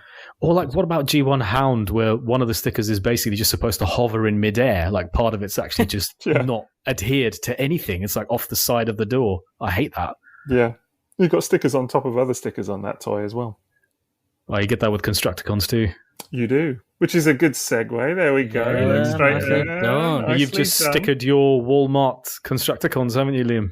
I did this week. I finally managed to close that loop and actually get a set of them. And yeah, that stickering nightmare, that was that as well. And thank you so much for your pictures, Maz. They saved the day. You saved me so much time. I spent hours trying to figure out where they were meant to go, and the best source in the end was this like cardboard Diaclone book that someone had scanned, and also just the recent Diaclone magazine thing that came out commemorating all the old Diaclone toys, but also talking about the new ones. That had some really nice photos of Diaclone construction toys, and I was like, that's where that's meant to go. So the box art was wrong, the catalogs were wrong, and it just makes so much sense, like when you see where it's meant to go. And then you realize that, oh, actually, some of those stickers are extra. Like you were just telling me, and I was trying to remember, and you're right. You just have some extra ones on the sheet because there's a rub sign there now instead of where it was meant to go. Those photos were a godsend, and it was like, because before I'd started having a look, and it's like, oh no, there are so many, and it's so vague. And then your photos just saved the day. It was... And it's like you always find, I think it's Bone Crusher. And like one of the stickers is on the canopy roof, and you think, no, it must go there, right? It's always gone there. Every set of Constructicons you ever see, that's where the Decepticon sticker goes. And it's actually not meant to go on there. It's meant to go on one of his arms, which is like, what? But yeah, that's where it's meant to go. It's a real funny one. And actually, like Blitzwing is another one where the stickers are always in the wrong place. There's these two thin stickers that you always see in tank mode, or they're on the side of the turret, and you just think, where's that come from? But they're supposed to go on his wrists. Yes. And the only way I ever figured that out was looking at the Diaclone paperwork. So yeah, stickers on 1985 toys, man. They're a bit all over the place, aren't they? Yeah. Always a drama. They're either super complicated, like the Deluxe Insecticons, or they're falling off, like the blooming Dinobots, or they're incorrect in the instructions, like the ones that you're just talking about, or they're like you get things like on the Coneheads, the kind of nipple, those ones. What a nightmare that is! And the eyes, the eyes, eyes. Oh, I've been meaning to correct this. Do you remember when we did the 1984 episode? I said I had no idea who did the stickers on my G1 Transformers, and we figured it must have been my mum or my brother. So I asked my mum about this a few days ago. I was like, do you remember? Did you ever do the stickers on my Transformers? And she said, no, you did them yourself. I was like, I did them, like as a 5 or 6 year old. And that traumatic? It was just surprising. Like I don't have any recollection of doing them.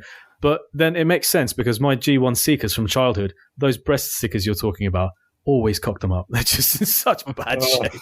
It's wrong. It's totally wrong. I've stickered up a few Seekers in my time, G1 Seekers, and I could happily never do another set of those boob ones. Honestly, it's just no thanks. They're the only reissues I haven't stickered up, those Seekers. I just haven't done them. Yeah.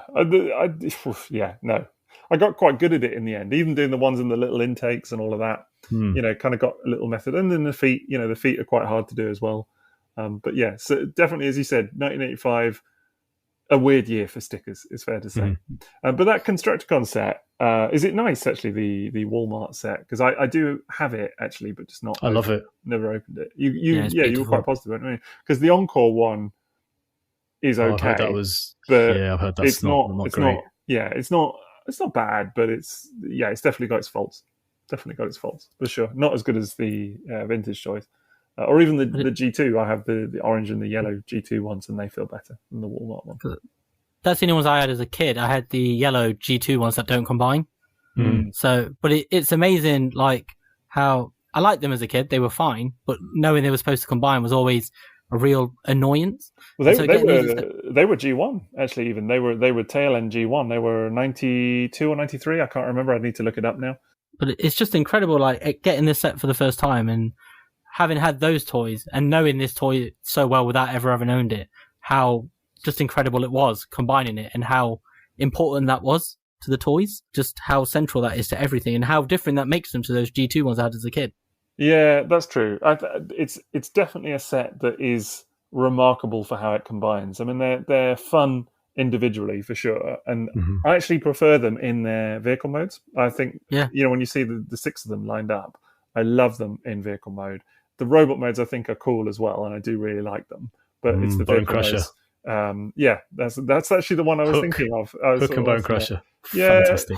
Particularly Hook is one of Bone Crusher. my all-time favorite robot modes, particularly in the Transformers the movie. Whenever I see it, it just lights up. It's just something really beautiful about that design. It is nice, but yeah, it's the combined mode. It's the draw really there, isn't it? It's just so spectacular. What a year though to get all these toys we've been talking about, and think of how many toys we haven't mentioned. Tracks and Smokescreen. Yeah, man. Well, yeah. Grapple.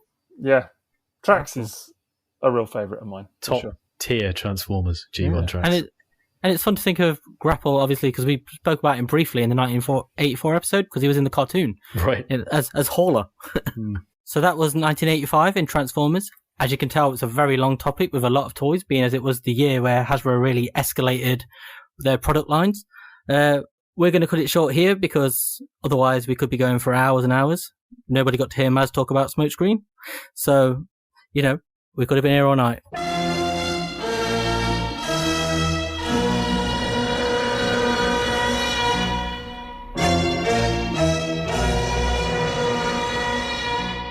So if you listen to our previous episode, and if you follow us on Twitter, you may have noticed we've recently launched a Patreon. Guys, what can people expect from our Patreon? What can they not expect? Honestly, it's very exciting indeed. I mean, potentially you might even, if you've already signed up already, be listening to this episode earlier than anybody else in the world, or other than other patrons anyway. But that's really exciting. So you get early access to episodes. You get, I think probably the most exciting bit actually is in the top tier. You get little bonus episodes as well, kind of mini episodes or mini-sodes. I mean, we just did one for the last episode, which was Masterpiece. We did a whole other segment, which was, I think, about 25 minutes long or so, which was all about, well, it was a specific topic of what toys we thought could have been done in old Masterpiece style. And that was a really fun discussion. I loved it, actually. I was listening back to it, and really, really good. So, yeah, that, loads of bonus content. We do little bloopers and outtakes and that kind of stuff. There's also the ability to vote on what topics you want to see coming up and actually commission mini-sodes as well on the top tier. So, yeah, loads of great stuff. And you get to support the podcast as well, which, as Maz said at the start, is really very much appreciated because, as much as we love doing this, it is a side thing for us. It does take up a lot of time. So it's just kind of important to make sure that, that we can keep doing it, really. And, we're really grateful for all the people who've already signed up to the Patreon because, we do want to do more. The episodes can't be 4 or 5 hours long. And there are often topics that we have to leave out of episodes, but we want to talk about them. We have opinions on them, and we love talking about Transformers anyways, you might have noticed. So being able to offer that through Patreon gives people something more to look forward to. 2 weeks between episodes, we have had people telling us that, they're just sitting there waiting for us to do another episode, and that is amazing to hear. And so this way they can get the episodes earlier as well as the extra bonus content. So we do have stuff for people who want more. There is more. And, we're really happy with the way it's launched and the way it looks right now, but there's always the possibility of adding more stuff. And obviously, if the Patreon does well and, the sponsorship goes well, we can potentially offer even more cool stuff through that. And that's something we'd really look forward to as well. Yeah, I think there's an argument to say that the more people that sign up to the Patreon, the more, eventually anyway, the more content we'll be able to offer. That's right. Yeah. And we've already had quite a few fun ideas of stuff that we'd like to do as well. So, we've got a lot of ideas. And who knows, maybe this is the way people finally get to hear us talk about Omnibots. I thought that earlier. I thought, man, imagine it'll end up being a whole cut thing that will end up on Patreon, just us finally talking about Omnibots, the infamous Omnibot chatter that keeps getting. We've talked plenty about Omnibots. Well, I was going to say, we'll have to splice together all of the times it's been cut out of the regular episodes and just splice that together as exclusive content. The 6-hour episode. Yeah. Mini-sode, yeah, right.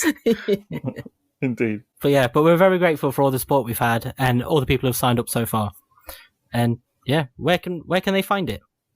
So it's at Patreon, I should say. I keep saying it wrong. Patreon.com/Triple Takeover. Yeah, and of course, also talking about, on a related note about sponsorship, of course, we were just, talking about TFSource.com before as well. So a little final reminder to do go ahead and check them out as well, TFSource.com. And thank you again to them for sponsoring the podcast. So that's going to do it for today's episode. But if you want to keep the conversation going, remember you can always interact with us on social media, where we are at @triple_takeover on Twitter and Instagram, and Triple Takeover, all one word, on Facebook. And if you want to follow us directly, Maz, where can people find you? I'm TFsquareone on Facebook, Twitter, and Instagram. I'm at Sixo TF on Twitter, Facebook, Instagram, and YouTube. And I'm at Toybox Soapbox on all of those same things except for YouTube. But remember, it might be goodbye, but on Eternia they don't say goodbye. They say good journey.